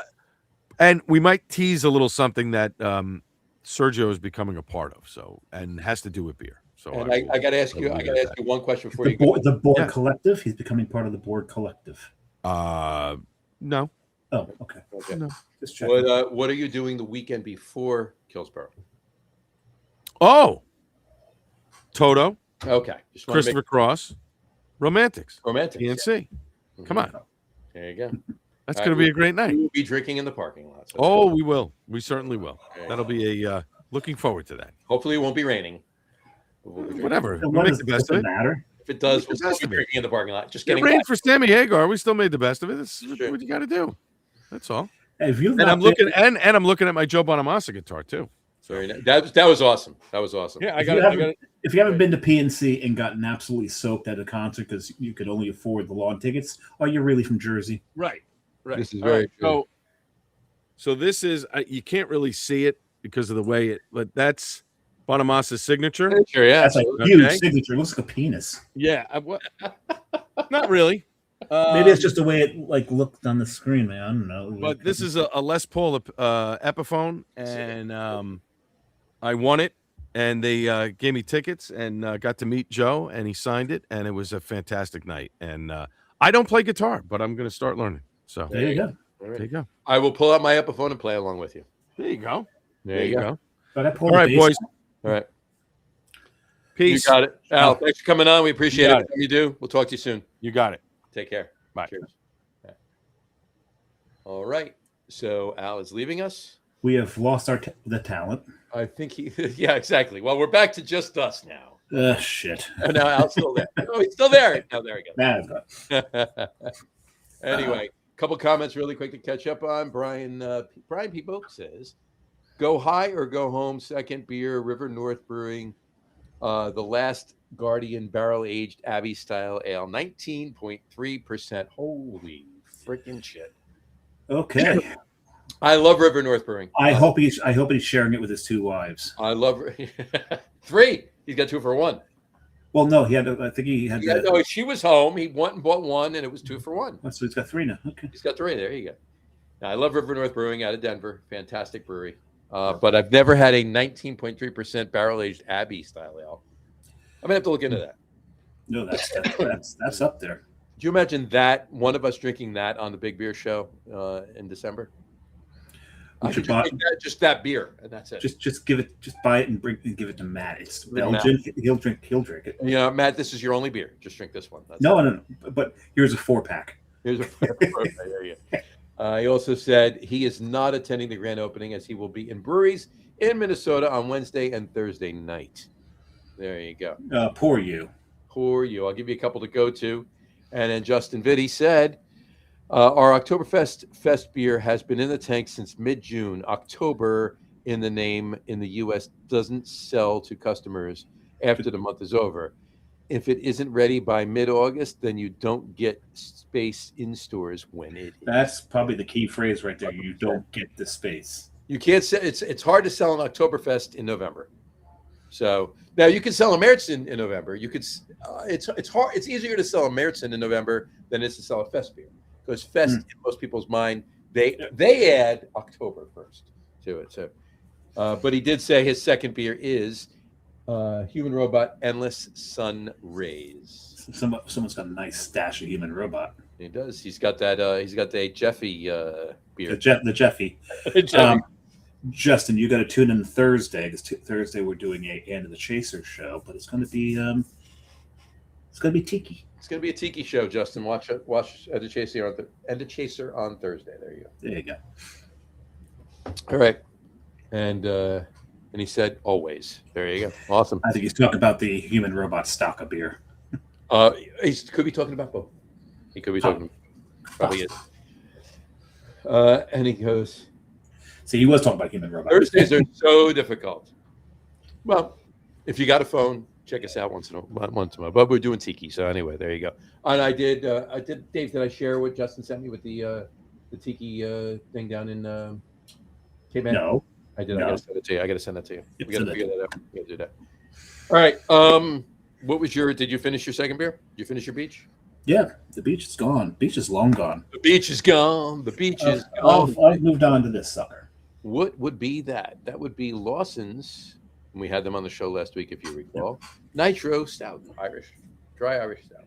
And I poured that into my Duvel back glass. Your Duvel back glass. I love it when it's like this, where you got a dark liquid in there, and the gold bats stick out, and only the other bats only stick out for where you've drank it down to. That's awesome. One of my favorite glasses. That is pretty awesome. So, all right, I'm going to open my third one. What you got there? All right, let me just take the cap off of that. There we go. Pour it out. That helps to pour. Yeah, well, I've tried pouring a beer with the cap on. Doesn't work that well. Well, you got to punch a hole in the side. You're not wrong. And here comes the picture. Comes the obligatory picture. He's going to take the picture. I don't think I took a picture of any of my beers today. I've taken enough pictures today. Have you? All right. Well, so my beer is Rheingold, the dry beer. Try Rheingold wherever you buy beer. It's not bitter, not sweet. It's the extra dry treat. That's not what you're drinking. Rheingold beer. No, I'm kidding. It's too dark to be Rheingold. This is for sure. That's a very old Rheingold. We're just talking about German beers. That's a whole lot of oxidation you got in there. Here we go. It is Maximator from Augustiner. Maximator. This looks only 7.5. I always thought Maximator was higher. Yeah, Maximator 7.5.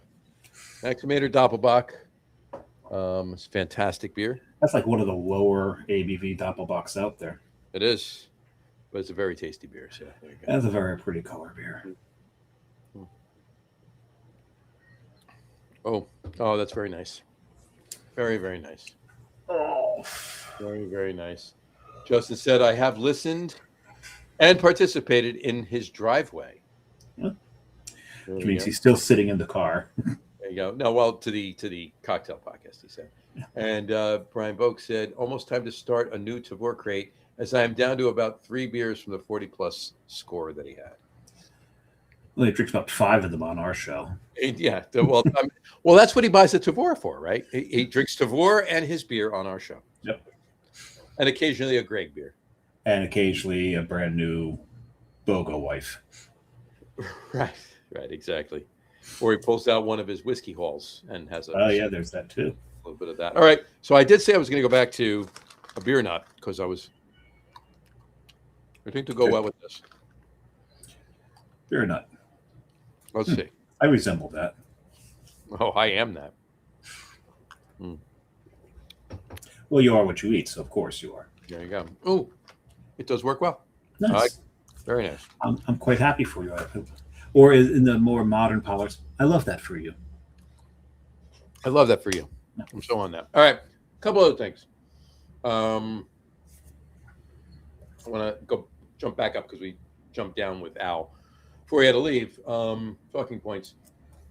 There's been a can label, submitted for approval to the TTB. Okay, from 3 Floyds in Munster, Indiana. I've heard of them. Mm-hmm.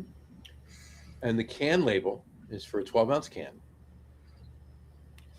And it is Dark Lord. Dark Lord in cans. Well, maybe it'll in a 12-ounce can. Maybe it'll last longer than a year and a half now. Right. So now, here's the thing. Now, our buddy Doug Galecki from Beer Aficionado on Instagram, from Beer Crunchers, he said he was talking about it, and he did bring up one point that was pretty funny. He said maybe putting Dark Lord in cans. Mm-hmm. You know, because everybody would buy the bombers, right? Everybody buys the 750s. You know, that went out there, and if you remember, and I don't know what it's been the last couple of years. I can't say with any knowledge how they've done it since the pandemic. But prior to the pandemic, ever since their tap room closed. But I didn't even realize the tap room closed. I could have sworn I heard the tap room had closed. I'm not sure it did, but maybe it did. I could be wrong, but I don't know. Maybe be thinking something prior else. to the pandemic, and I was out at 3 Floyds in 2019. Oh no, it's still open. I'm thinking of something else. 2019, I was out there. What they did was they had Dark Lord Day, right? And you bought tickets, and your tickets to Dark Lord Day, and it could have been up to $300, right? $200, $300, whatever. All right, it got you 6 bottles of Dark Lord. It got you 2 originals, I'm pretty sure it was 2 originals, 2 variants, and you picked the variants you wanted, and then 2 other variants or 1 other variant or something like that from the year before, or 2 years before that, or 3 years before that they still had sitting at the brewery, right? And then you used to come home, and what people were doing, they were hoarding them, right? You bring it home and you just admire the bottle. And look, we're all guilty of it. We all have a few bottles that we haven't opened. Hey, I'm going to save that bottle for a special day. What does Gene say? Drink your fucking beer. Drink your fucking beer. Right. So, in any event, though I am sitting on some Cantillon that I brought back from Belgium. Right. So, yeah. So but that's understandable. Yeah, and I mean, there's plenty of beer. Like, look, we all have plenty of beer that we haven't drank that we should. It's probably getting past its prime now. Some of the bigger, higher ABV stouts and barley wines that are barrel aged. Yeah, I mean, if you got 6 or 7 or 8 years on them, they're still probably fine. Any oxidation that happens oxidation that happens. A couple too many syllables in that. A couple too many syllables. I like that. Oxidation that happens in those beers, it's just going to add to the flavor profile, right? It's going to give you leather. It's going to give you tobacco. It's going to give you that. It's going to accentuate those flavors. But in any event, there's definitely a bunch of bottles that we all have that are sitting on our shelves or in our cellars or wherever we store them that are getting past their prime. So pennies or licorice or right. So what cardboard? What I think Three Floyds is trying to do is get people to drink the fuccking beer. By putting it in 12s, putting it in a 12-ounce can. Now you don't need an occasion to open up a 750 milliliter bottle. You can open one. We usually call that Wednesday. Yeah. Well, I'm just saying, like, I'll tell you right now, and you may be different, but I'll tell you right now, I'm not drinking a bomber by myself. It's not happening. Brian, please call him Wimp again. I'll drink a 500 mil bottle by myself. I'm not drinking a 750 mil bottle by myself. Brian, I'm counting on you here. Not doing it. Especially the ABV of the beers that I have mostly in those 750. So if I have a 750 of a wild ale, that's 4.9%. Basically, what you're doing right now is reminding me of those people that won't watch, that'll bitch and complain about a 3-hour movie, but then will binge watch 8 half-hour TV shows in one sitting. No, because you will sit there and you will drink 5 beers that equal that ABV rather than drinking that one bomber. Thank you, Brian. This has nothing to do with the ABV. Pull up Brian. I see it. I saw what he said. Yeah, no, but you got to pull it up. So people can call see. Call me a whip. Yes, in capitals with 3 exclamation marks. Nothing to do with volume. This has to do with ABV. I'm not opening. Now, mind you, I may open at 10% or at 12%. Right? That 19.3% beer that Brian just opened. If that was in a 750, there's no way in hell I'm opening that alone. So I'm not going to enjoy half of it. It's not going to happen.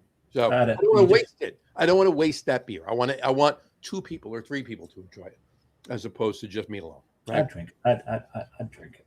In any event, my point is 12-ounce can. That makes a lot of sense, and you can get it in front of a lot more people. Right? We've talked about this. We talked about when Kane they stopped doing it. I don't know why, but when Kane first. Oh, you just whacked the 4th of July tree. Whacked the 4th of July tree. That's it is now the 7th. I know. I got other stuff to put on it, but we're close enough. We're within a week of 4th of July. I can leave it there. That's why we're in a cusp between holidays. What's going on next? That'll be Labor Day, I guess. Right? How do you decorate for Labor Day? You're just going to put a whole bunch of like. There'll be a little forklift in there. Gotta get some shovels. A woman with her feet up in the stirrups. Oh, that's a different kind of. No, that's a whole different type. Typewriter. Get a typewriter in there for the office workers. Sure. PC. Typewriter. What is this? 1963. A typewriter. Hey, well, no. If you're celebrating Labor Day and the history of Labor Day, I suppose. Anyway, my point being, 12 ounces of a can, you can get it out in front of a lot of other people, a lot more people, I should say. Came when they first came out, wooden cleat. They put it in. I'm not going to dig for it. Oh, actually, I can. It's close enough. Hold on. Can you do it without disturbing the tree again? The first year they did it. Right? Yep. 250 milliliter bottle. It's funny This because is good for two people. I can still drink one by myself, but you went away from the mic, you came back, and it was all muddy, and it takes a while for your mic to kind of kick in and re-register your voice. really, it did it just now. It's fine now. Okay. Well, that's why I didn't talk while I was back there this time. So, anyway, but my point being, the smaller the vessel, if you will, the more people you can get in front of, because you have more beer that you'll have more packaging that you can get out in front of people. So they're smaller. You can hurl them and hit people in the head with your body. That as well. I mean, I guess you can do that with a 750. Probably. But then they're not going to drink your beer because they're going to be unconscious. Probably not. Yeah. So. All right. Next thing. That's like caveman marketing right there. Mm-hmm. And by the way, Brian said the 19.3 ounce was. I'm assuming it's the 19.3 ABV rather percent. Was it 375? 12.7 ounces. And he says, I love that Hopping Frog does that to the beers. 250 milliliter. It's 250 mils. Yeah, 8.45 ounces. And on that note, I'm glad you used that math right there, because we can't do math on the show. Just so I get to your comment 1 second. Actually, let me go back to it. Brian did say he reserves them for your show, the show, to have some cool stuff to show up on the show. That's awesome. But Dark Lord, just show us up, yeah. To show us up, right? Brian said, Justin said, Dark Lord Day is one of the greatest beer release parties, 100% ever. He's not wrong. It totally is. Never been. And we should all be out there at one Dark Lord Day. And Brian did say he just received another craft bourbon mystery box. Stop the deliveries, as it's hard to drink 3 bottles of craft bourbon a month. Yeah. Wimp. Yeah, wimp. Start a cocktail podcast. Dave and I found a way to do it. Yes. Blow through bottles now. There you go. And he said yes. How many bottles of Pussers have I gone through this year? A lot. A lot. And something tells me we're going through a little bit more on Thursday night. So. I may diverge from Pussers on Thursday night. Might you? All right. I might. I just might have it. I just might. Well, I'm going to remind everybody of Brian's other comment. Hopping Frog doing the 8.45 ounce cans. So that's 250 milliliter cans. My next point, Sierra Nevada. All right. Heard of them. Look, Ken Grossman and company and family and company. Geniuses. Geniuses. Just, I mean, they're up there on the level with Jem and Sam and a whole host of everybody else we could talk about, right? But they released a Pilsner. Okay, and I wish I had a picture to put up there. Right, I'm remiss. I did not download one to put up on the screen, but Sierra Nevada Pils. All right, it comes in 8.45 ounce cans, 250 milliliter cans, and they're 8 packs, not 6 packs or 4 packs, or they're 8 packs. So there's 8 250 milliliter cans, and it's a really, really tasty Pils. It really, really is. I want your thoughts on the smaller can size. Now, this isn't. There you go. That's it right there. 8.45 ounce cans, 8 pack of those Pils. Now, it's a smaller can. Obviously, it's a 250 milliliter can, less than 8.5 ounces. Mm-hmm. What's your opinion on that? Now, we're not talking about a barrel aged beer, barrel aged stout, or the big, huge beers that Hopping Frog does in those 250 milliliters. We're talking about a Pilsner, right? What's your thought on them? Bless you, by the way. What's your thought on them? It really depends upon how you drink. I drink fast enough that to me it's an inconvenience that I got to open another can. Mm-hmm. Because to me that's one gulp for me. You can just open 2 and pour it in a pint glass.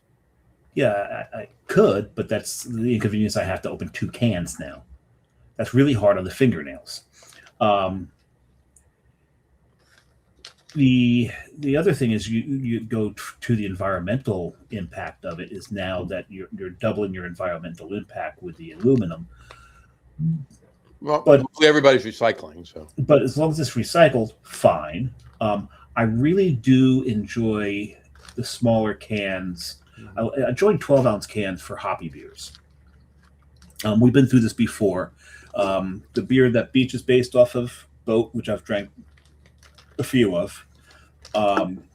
I love Boat in the 12-ounce cans. The 16-ounce cans, it almost becomes towards the end of that can a little tiresome to drink as it starts to warm up a little bit. Sure. The smaller cans keep it cold enough so that you could just keep pounding these things.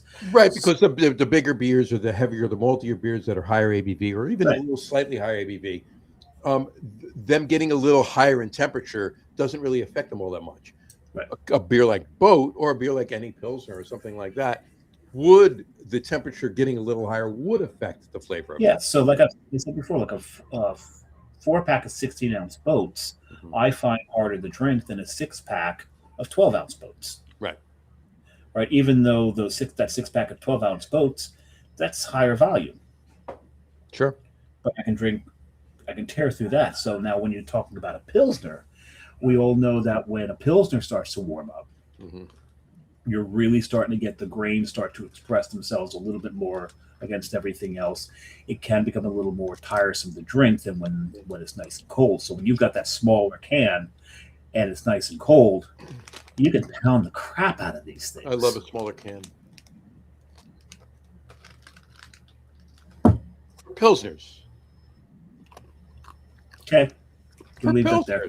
For Pilsners. So, but yeah, because it keeps it nice, cold, and crisp. There you go. So I do enjoy it from that point. So if I drank the way I really should be drinking, like normal human beings, I'd be all for this. Really enjoy that. But that can size to me is just a little too small. Yes, I want to feel like Andre the Giant drinking a normal can. That might have been why, like Ken might have said, I want a can of beer that I could put in the palm of my hand and feel like Andre the Giant. Yes, you've seen those pictures, right? Hey, stop rhyming. No, I mean it.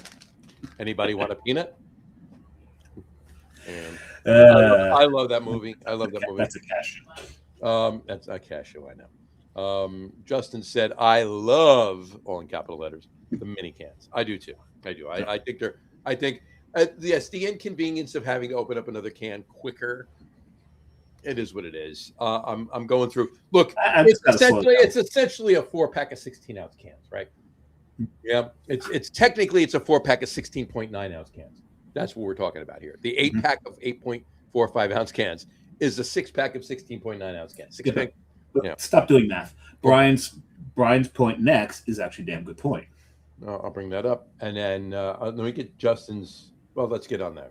Let's go back to Brian's. He said, "Okay, do you drink 3 bottles of 50 plus ABV bourbon a week?" No, I don't. No, because I mix it up with gin and rum and vodka, and not a week, a month. So, no, but no. I'm talking about Brian's next comment is. I know.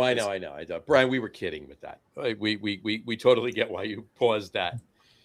Well, we just want an excuse to call you a wimp.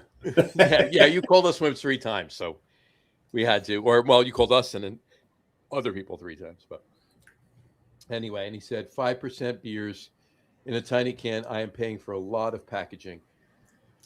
Yes, not wrong. You're not wrong. The price point of these is not that high. So I see your point, but it's not like if this was a 4-pack of 16.9-ounce cans, those would be higher priced than this 8-pack is. So I mean, there's that. So you can look at it like that. And then he also said, just got a 16-ounce koozie from Ramstein. Oh, those are the best. Very nice. And he says, understand, but I am not a wimp. No, you're not a wimp. Right. I don't know. You're anything if not you're anything but not a wimp. If you're not anything but not a wimp, no. No, you're not a wimp. You're anything but a wimp. There you go. That's what it is. There you go. So yes, we were kidding. There you go. Anyway, well. Justin said, replying to Brian P. Boak, you need to look at the small cans as an incremental sale item, impulse item. It makes the delivery more efficient, speaks to the different occasion shopper. I'm just thinking you meant occasional shopper. I think he meant occasion, because otherwise occasion these things are different for birthdays. Different occasion shopper. Yeah, there you go. You need to look at the small cans as incremental. You just read that. It makes the delivery more efficient. Occasion shop. Yeah. He just said the same thing over. He got redundant and said the same thing over and over again. There you go. And then he said, "I'm going to Minnesota to get some high ABV beers." There you go. And then be careful driving the RV. There you go. And Mike Dolan. Redundant too. Second beer, Ike Schlenkerla Pale, 16-ounce can. Oh, the pale. A little bit of the pale. I still have a Schlenkerla in the fridge. I got a. I don't know if it's the Rote or the Schwartz. I got a few Schlenkerlas. I'm gonna have one soon. Problem is, I save a lot of beer for the show and then never have it on the show because we do other beers on the show. Yeah, so I should just I should just have it. I should just have it one night. Just drink your fucking beer. Drink my fucking beer. There you go. All right. Whatchamacallit? All right. I think it's time for our top threes. And it's in celebration of another national day today. This is such a wonderful day. It's National Dive Bar Day. Happy National Dive Bar Day. And we encourage you to write in and tell us your favorite dive bars from anywhere you are. Yeah. Let us know your favorite dive bars. Because we'll be taking notes. Justin just said too. Ask me how I really feel about 8-ounce stubby cans, off-prem occasion and item, and on-prem Bloody Mary sidecar add-on. There you go. That's not a bad. I have a feeling that he, in all caps, loves them. It's just a guess. I think you're right. So anyway, so tonight's top three is top three favorite dive bars. Top three favorite dive bars. There you go. Samurai, please kick us off with your list. Okay, so I do have one honorable mention, and that honorable mention is going to be the Chubby Pickle. The Chubby Pickle in not the Atlantic Highlands, the Highlands. Just the Highlands. Plain old Highlands. What I love about the Chubby Pickle is it's your typical, very typical Jersey Shore bar. Right, we kind of almost have the horseshoe thing, but they got a horseshoe with an extension on it. They do carry local craft, but for the most part, they're pushing out a whole lot of Bud and Coors products out of there, and you can get food that'll harden your arteries in seconds there. Harden your artery? Your artery. Harden artery. Harden those arteries in seconds. Oh, it's good, such good food though. Yeah, they got the half and half burger, half beef, half bacon. That thing's lovely. Oh, it is. So that's my honorable mention. My number 3. Where was that? Chubby Pickle. Never mind. I was going for a joke, but you didn't get it. I didn't know where you're going with that. Where were you going with that? Now I'm curious. Not the Atlantic Highlands, the Highlands, but go ahead. It's Highlands, yeah. We'll circle back. I thought you covered off on that already. Continue. My number 3 is Johnny's Tavern in Boonton. Johnny's Tavern in Boonton. Johnny's Tavern in Boonton constantly gets the best dive bar in North Jersey award when NJ puts out their stuff. It used to be a bowling alley at one point. There's a lot of I did not know that. Yeah, a lot of history behind Johnny's. It really is just truly a dive bar. It's just a great place to sit. There's a lot of colorful characters there because, well, it's Boonton. People come around for that one. So Johnny's. Number 2. Number 2 is in Mystic, Connecticut. Okay. Well, it was in Mystic, Connecticut. It has closed. Mystic Pizza? Nope. John's Mystic River Tavern. I see a pattern here. Yeah, I break the pattern. Don't worry about it. One of my first trips to Rhode Island, a buddy of mine, we went through Mystic, and we'd gone to this place called Sea Swirl. If you ever go to Mystic during the summer, go to Sea Swirl. Sea Swirl's great. Best clam strips you'll ever have. Oh, hell yeah. Oh, my God. But we also got full belly clams. That's an acquired taste. And because they were so expensive, we were like not going to not eat them because we weren't really thrilled with eating these. Basically, what to us would taste like eyeballs been rolling around on the bottom of the ocean floor for a little bit. Sounds about right. I know some people love these things. So we had these huge sodas. We're just downing these things, but we're getting ready to move on to Rhode Island.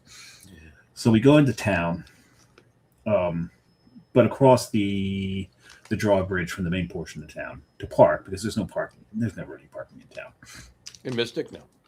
So we park, and we're right across from a bar. This is John's Mystic River Tavern, and we're getting, we're like, after drinking all that soda to wash all those whole belly clams down, we look at the place. I look at my buddy. Go, a pea and a pint. He goes, yeah, a pea and a pint. So we've got to walk through this crowd of people in front. About 7 people and a dog. We walk through, we walk in the door. There's not a soul in there. Empty. Nobody behind the bar. No customers. And we're just looking around. Next thing we know, the door's open. The whole crowd from outside wander into the bar. One of them goes behind the bar, not the dog. And just occurred to us that they were just all outside smoking. Everybody. They all had a smoke break with the bartender. So we take turns going to the bathroom and having a beer. And we're trying to talk to them. And they're being, like, you can tell they're not really all that friendly. So we finish our beers. We're going to go walk in the town. And we even announced, wait, we're going to go walk in the town. Maybe we'll be back. They're like, yeah, okay, fine. And so we walk out. When we go into town, we found, and this is the first time that I found that Mystic had turned into what it's turned into. It's not what it used to be. And so we're like, screw this. We go back to John's. We walk in. Everyone turns and looks at us. They went, you did come back. We're like, well, we realized this is like the only real place left in town. And they're like, congratulations, you found the bar where the locals drink. Pull up a stool. And after that, we had a great time with them. And then we moved on to Rhode Island. Had a great time in Rhode Island. But yeah, so I'll always remember John's for that. But my number one, when I used to live in Lincoln Park, there was a bar there. And this is another one. So here's the pattern now. Bars that no longer exist. It was called the Wexford. The Wexford. It was right on the end of Main Street, just before you got to the train station. It's now an apartment. I think there's apartments on top of where it used to be. But this was seriously, this was a local bar, and this was great because I was a local, so we go and we drink there every now and then. They did have craft. The guy had a kegerator. He had a couple of things on tap. He had craft bottles. I remember drinking double chocolate stout there. Nice. I had 2 of them. 2. And could barely walk. Nice. Because as we've always said on this show, the ABV reported on that is way too fucking low. Oh, 100%. That thing is, it's probably about 1% too low. But at any rate, one of my favorite stories about the Wexford is the town would hold a soccer tournament. Mm-hmm. And the parents of the soccer players, which was I was a soccer dad, we'd help run the tournament. And we did all kinds of odd jobs. And me and this one guy, Pat, for some reason, they decided to trust us with the DPW dump truck. Really? Well, we had to get some more stuff for the fields. Mm-hmm. So we took the truck, grabbed it, came back, got a lot of people to unload the truck. And then Pat looks at me and goes, I'm hungry. You want to grab lunch? I'm like, yeah, when do you want to grab lunch? He goes, let's go to the Wex. Okay, let's go to the Wex. Now, he's getting ready to park the thing around the back of the Wex. I'm like, no. This is the DPW dump truck. This is the town's truck. We're parking it right in front so everyone knows that it's sitting at the Wexford. Mm-hmm. And so we are eating and drinking in the Wexford with the DPW truck outside. And we did get yelled at. we were never allowed to have the keys to the truck again. Yeah, it's probably true. There you go. But they had a couple of pool tables in there. Nice. Which I think is that's a prerequisite for a dive bar, isn't it? A pool table. Prerequisite for a dive bar is a pool table. That's 100% true. And I remember one of my friends was going through a very, very nasty divorce, and he wanted to play pool, so we went to the Wex.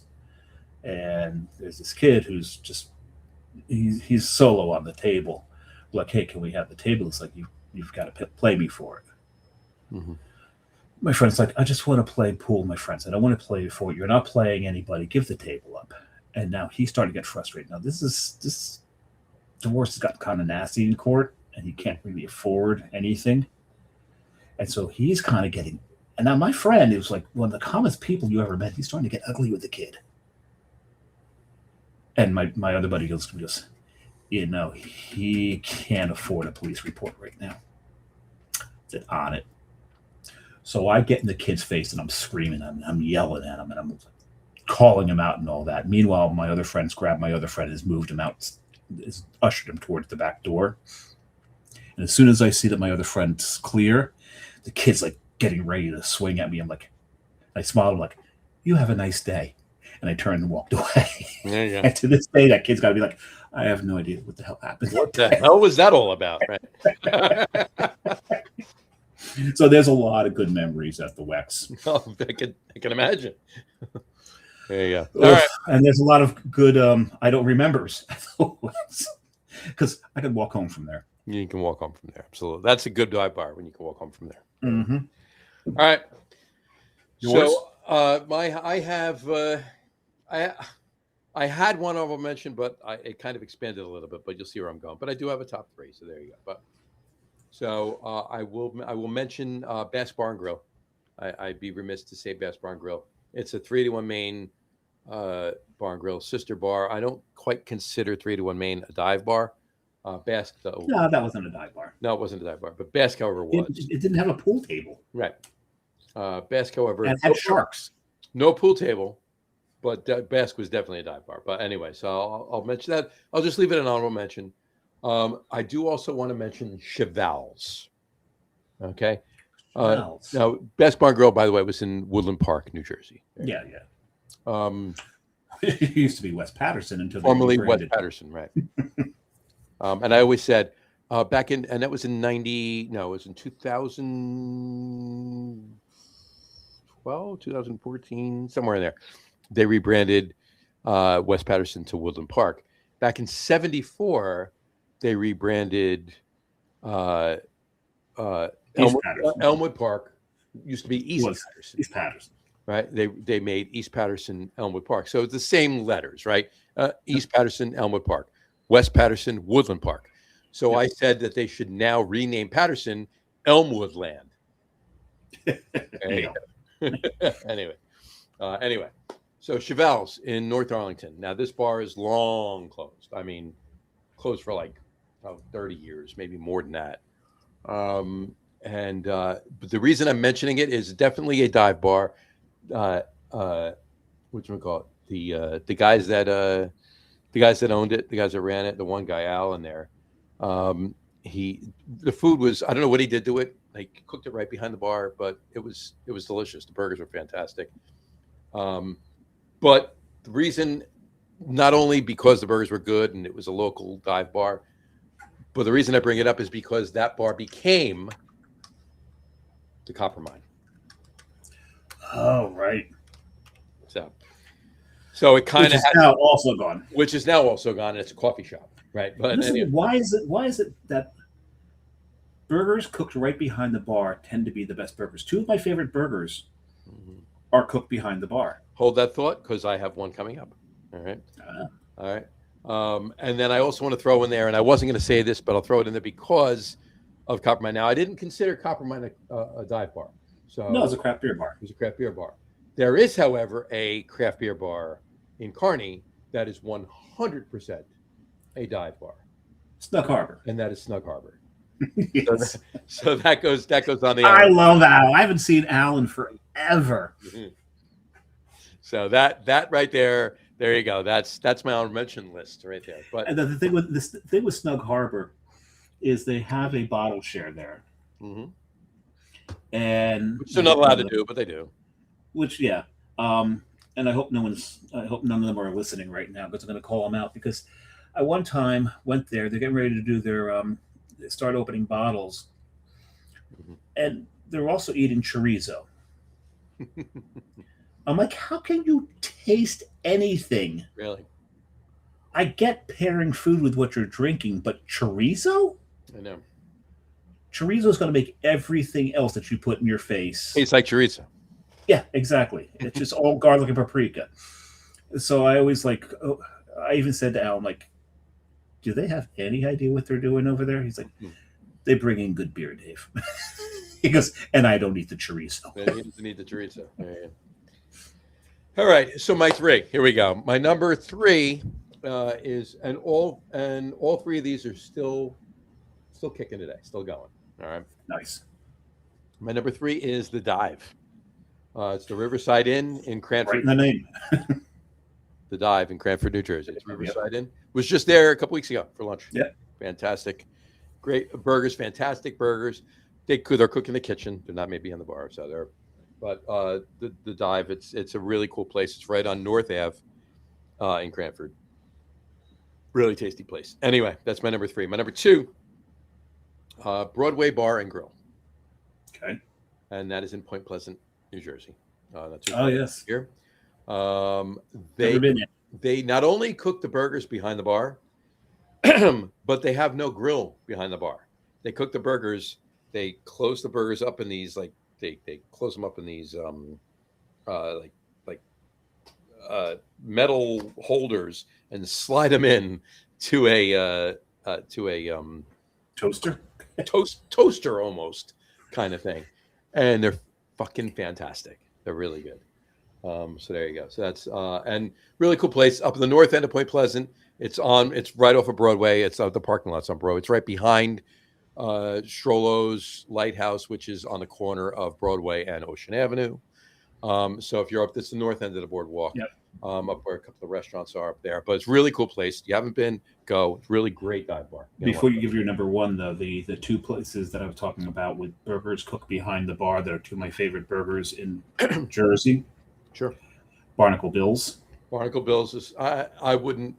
It's not a dive. It's not a dive bar. I said it's not, I didn't say they were dive bars. I'm just saying some of the best burgers in New Jersey are cooked right behind the bar. Sure. The other being probably the best burger in the whole damn state, and that's Krug's. Mm-hmm. And that's right behind the bar. Yeah, you're not wrong. You're not wrong at all. There you go. Right. So you're number 1. My number 1. And I will not be shocked here. I'll get to the comments in a second. My number 1 is not in New Jersey. Because my number 3 and my number 2 were in New Jersey. My number 1 is up in Massachusetts. In Beantown, from what I understand. In Beantown, in Boston. And it is known affectionately as my favorite, obviously, dive bar. But it is known as Bukowski Tavern. Mm-hmm. Not Bukowski's. Not Bukowski's. Bukowski Tavern. And there it is. There it is right there. Bukowski Tavern. And if you go, get the loaded tots. Yes. You're going to want to get the loaded tots. Now, the ownership of Bukowski Tavern also used to own the Lower Depths, which was over on Cambridge. They're gone. Cambridge, behind, across 90, behind Fenway, over in the Fenway section over there, in Kenmore Square, near Kenmore Square. They're gone, but that place, they had all different kind of tots there. But they brought the loaded tots over to Bukowski when they closed Lower Depths. So get the loaded tots. Get the loaded tots. Get the loaded tots. I can't say it fast. More enough. Gotta get them. Gotta get them. Great place. The beer list in there is fantastic. The sticker wall in there is great because all of our stickers are in there. Yes. But that place, it's on Dalton, just down from, if you're looking at this picture right now, we're talking 2 hours and 4 minutes. You go to the right, make another right, you're at Copley Center. Go to the right, if turn right and go up to the end of the block, that's Boylston Street. Yep. Okay. You're in the back bay. Okay. Directly across from Bukowski is the Sheraton. So the tall Sheraton. Yep. And then make another right and keep walking down, and you go to Copley Place. You're at Copley. And Italy in Boston is right there too. And if you go to the left from that picture, it curls around, and you're right across from the hotel that Carrie and I stayed at last time we were in Boston. You keep going down Boylston, you go past the maybe not even half a mile. You're going to pass whatchamacallit? Yeah, hello. Senior moment. Senior moment. Sorry. You're going to pass the music school, Berkeley College of Music.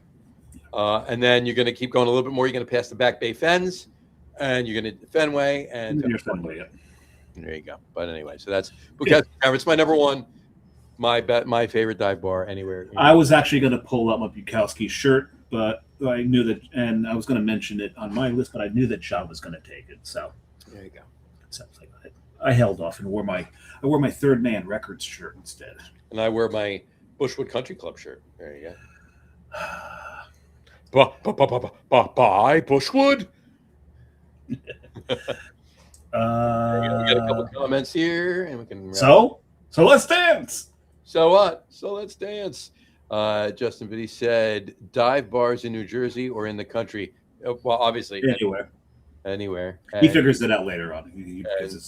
Brian said, "Dive bar, Great Notch Inn on." That is like one of the ultimate dive bars, right? What I love about the Great Notch is that have all this work done around it, and I mean around it. They had to redo that whole intersection around the Great Notch Inn. They would not. The Great Notch would not give in to eminent domain. So when they built that whole interchange and everything else, they left that one piece of property alone. And the other thing about the Great Notch Inn, it's one of those places where you look at it, you look at everything outside, like how could there possibly be that many people in there? You go in, and it's larger on the inside than it is on the outside. I think there's some like devilish magic going on with this place. Hey, you're not wrong. It's really much larger on the inside. I know.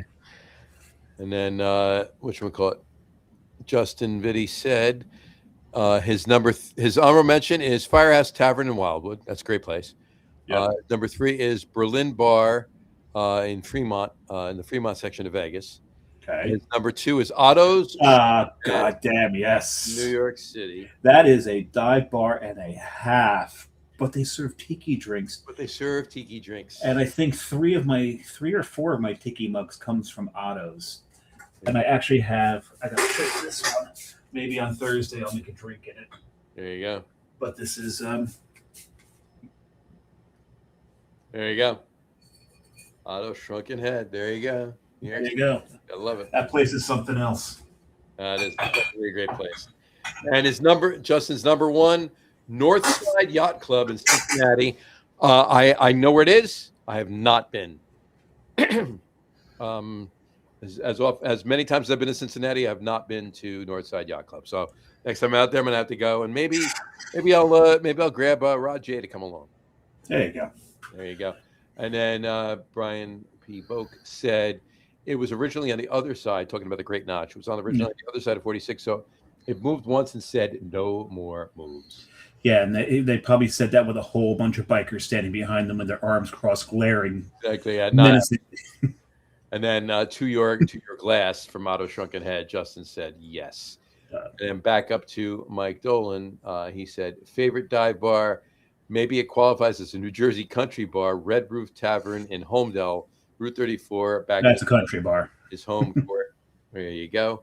And he said in Matawan, Route 34, the Marley Bone, Matawan, New Jersey, up till the 2000s. There you go. And he said old Pink Buffalo. I don't know that one at all.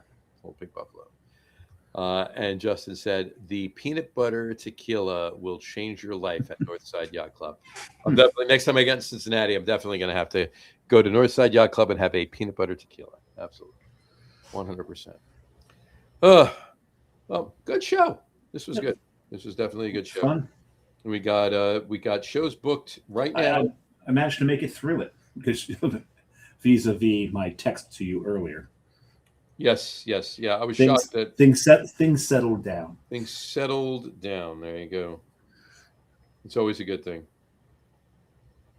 Hello. I can't find hello. What you doing there, John? I'm looking for a file here. Yeah, that other than causing dead airspace. And you can keep talking while I'm looking for it. So that's what I'm doing. That's exactly what I'm doing. I'm making fun of you while you create the dead airspace. I found it. There we go. You filled the dead airspace. I found it. There you go. All right.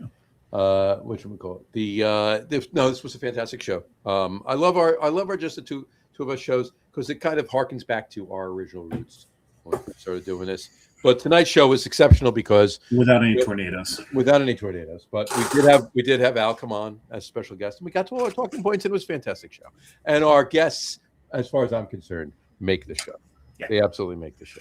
100%. Yeah, because we're not that entertaining. We're not. Without you guys, we're nothing. No. So we have a lot of shows booked already. We actually booked through September at this point.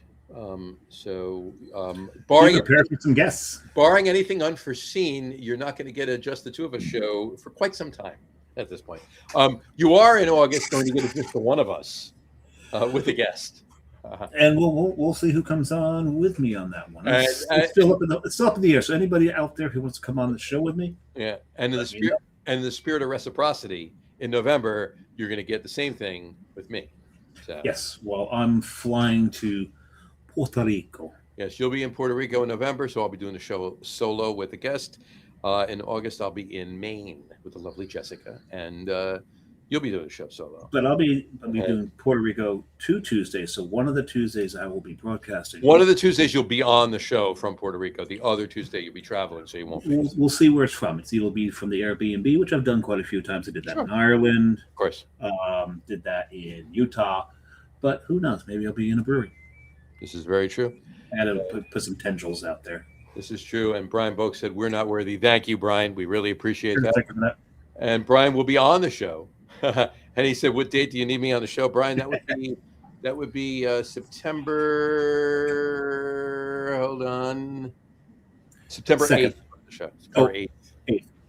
Well, I'm way off. I was looking for Wednesday for some reason. Brian, you're on the show September 8th. There you go. And Justin said, "I volunteer for tribute. Also have a face for radio." There you go. So Justin will come on the show with you, Brian. There you go. Brian. Justin and Brian are doing a show, not me and Dave. There, there we go. Be Justin and Brian. There you go. Now Justin will come on the show with you, Dave. There you go. So there we go. We'll set that up. Anyway. All right. Like I said, we got maybe the Lager Room Guys Tiki show. Oh yeah. Don't make me jealous. I'll definitely look. We did the same thing last year, right? I was up in Maine, and you had Efren on the show from from Providence Brewing. So I came on for the first 10 minutes live from Bunker. I was at Bunker Brewing, wasn't I? Were you at Bunker at the time? I think I was at Bunker, yeah. And I came on for 10 minutes, and then you took the show from there. So I'll do the same, but like I said, 10 minutes, and then the show's all yours. So I'm not going to be able to have a tiki drink, so I'm not sure where I'm going to be on the Tuesday. Probably somewhere in Old Orchard Beach or Kennebunkport, actually, at that point. There are tiki bars in Maine. We have to find them. September 8th, he's already on the show for the Giant Show. He wanted to know when he needed to come on for you, Dave. The August show. I see. Oh. So, you know what? Why don't you have two guests? Why don't you have Justin and Brian on the show? It's quite possible. It's quite possible. All right. So there you go. All right. We got a lot of great shows coming up. Actually, we'll do a show in August where you've got 3 people trying to get through 3 full bottles of bourbon in one night. Yeah, between the 3 of us, yeah. And I'll just be sitting tuning in. I'll comment that night. It's gonna be great. All right.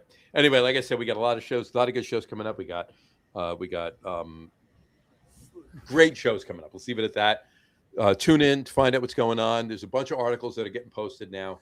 You want to check them out on the Lager Room Guys. Don't forget, and the Chaser this Thursday. We got a tiki show coming up. And yes, Justin, you can do 2 bourbons and a tequila. And Justin can do 2 bourbons and a tequila. Absolutely. I'll probably do 1 bourbon and 2 rums. There you go. That's going to be a great beer podcast. I can't wait to be a part of it. And Brian says he's got the bourbon, so John will be me on that show. There you go. There you go. I will be on the first 10 minutes, and I'll comment. I'll comment in a few times from wherever we are. That's gonna be fun. Anyway. A lot of good shows coming up. 2 weeks from now. Bring us a shot every 10 minutes until someone passes out, then bring one every 5 minutes. There you go. Pitchers. It's pitchers. Pitchers, yeah. I will announce 2 weeks from tonight is our 4th annual Christmas in July show. Oh, boy. That's going to be a fun show. And that, yes, indeed, is the show that we will be trying the morning recovery. Well, that's if John can get everything mailed out fast. I'll get it's 2 weeks. I'll get everything done. We'll get it all to you. I can meet up with you and give you yours. I'm gonna have to send. There's that, but yeah, I'm gonna have to send Guru. The other 2 people, yeah. whisper theirs. But in any event, yeah, we'll do this. It's going to be a good show, as it always is, and many shows beyond that. And look, it's lot of good content coming up. So pay attention. But on that note, we will wrap up the show for today. We want to thank everybody for watching, and for those of you just listening to the audio podcast, thank you for listening. Don't forget to visit our website, www.loggerroom.com. That's LAGERROOM.com. And please remember, like us and follow us on all of our social media, Facebook, Twitter, Instagram, and of course our YouTube channel. All of them are at Loggerroom. Remember, we go live with a video podcast on Facebook, YouTube, X, and Twitch every Tuesday night around 6:30 p.m. Eastern time or so. And for those of you who just want to listen to the audio podcast, you can do so on our audio host, Spreaker, as well as iHeartRadio, Apple Podcasts, Spotify, Odyssey, Audible, Pandora, Amazon Music, iTunes Music, YouTube Music, TuneIn, Podcast Addict, Castbox, Deezer, Podchaser, Listen Notes. Pretty much anywhere you can find an audio podcast, you will find the Loggerroom Guys Craft Beer Podcast. And if you haven't done so already, please subscribe to one or more of those feeds, and you will never miss a show. Again, thanks for following along with us. Have a great rest of your week. Have a wonderful weekend. We thank Al for coming on the show, even though we already signed off. We thank Brian and Justin and Mike and everybody else for commenting and all. We love you guys when you comment on. Check out everything we're doing, and have a great rest of your week and a wonderful weekend. And we'll talk to you next week, folks. Take care. Cheers. You know, I just did. Would you? Ordered more Underberg. Yeah, I have to do that too. During your outro, I was doing. Very nice. Great use of time. Yes. All right. Take care, folks. We'll see you next week. Oh, cheers. And Doug Smith, yes, Tiki Show on Thursday. Tiki Show Thursday, yes. Tiki Show Thursday, Doug. There you go.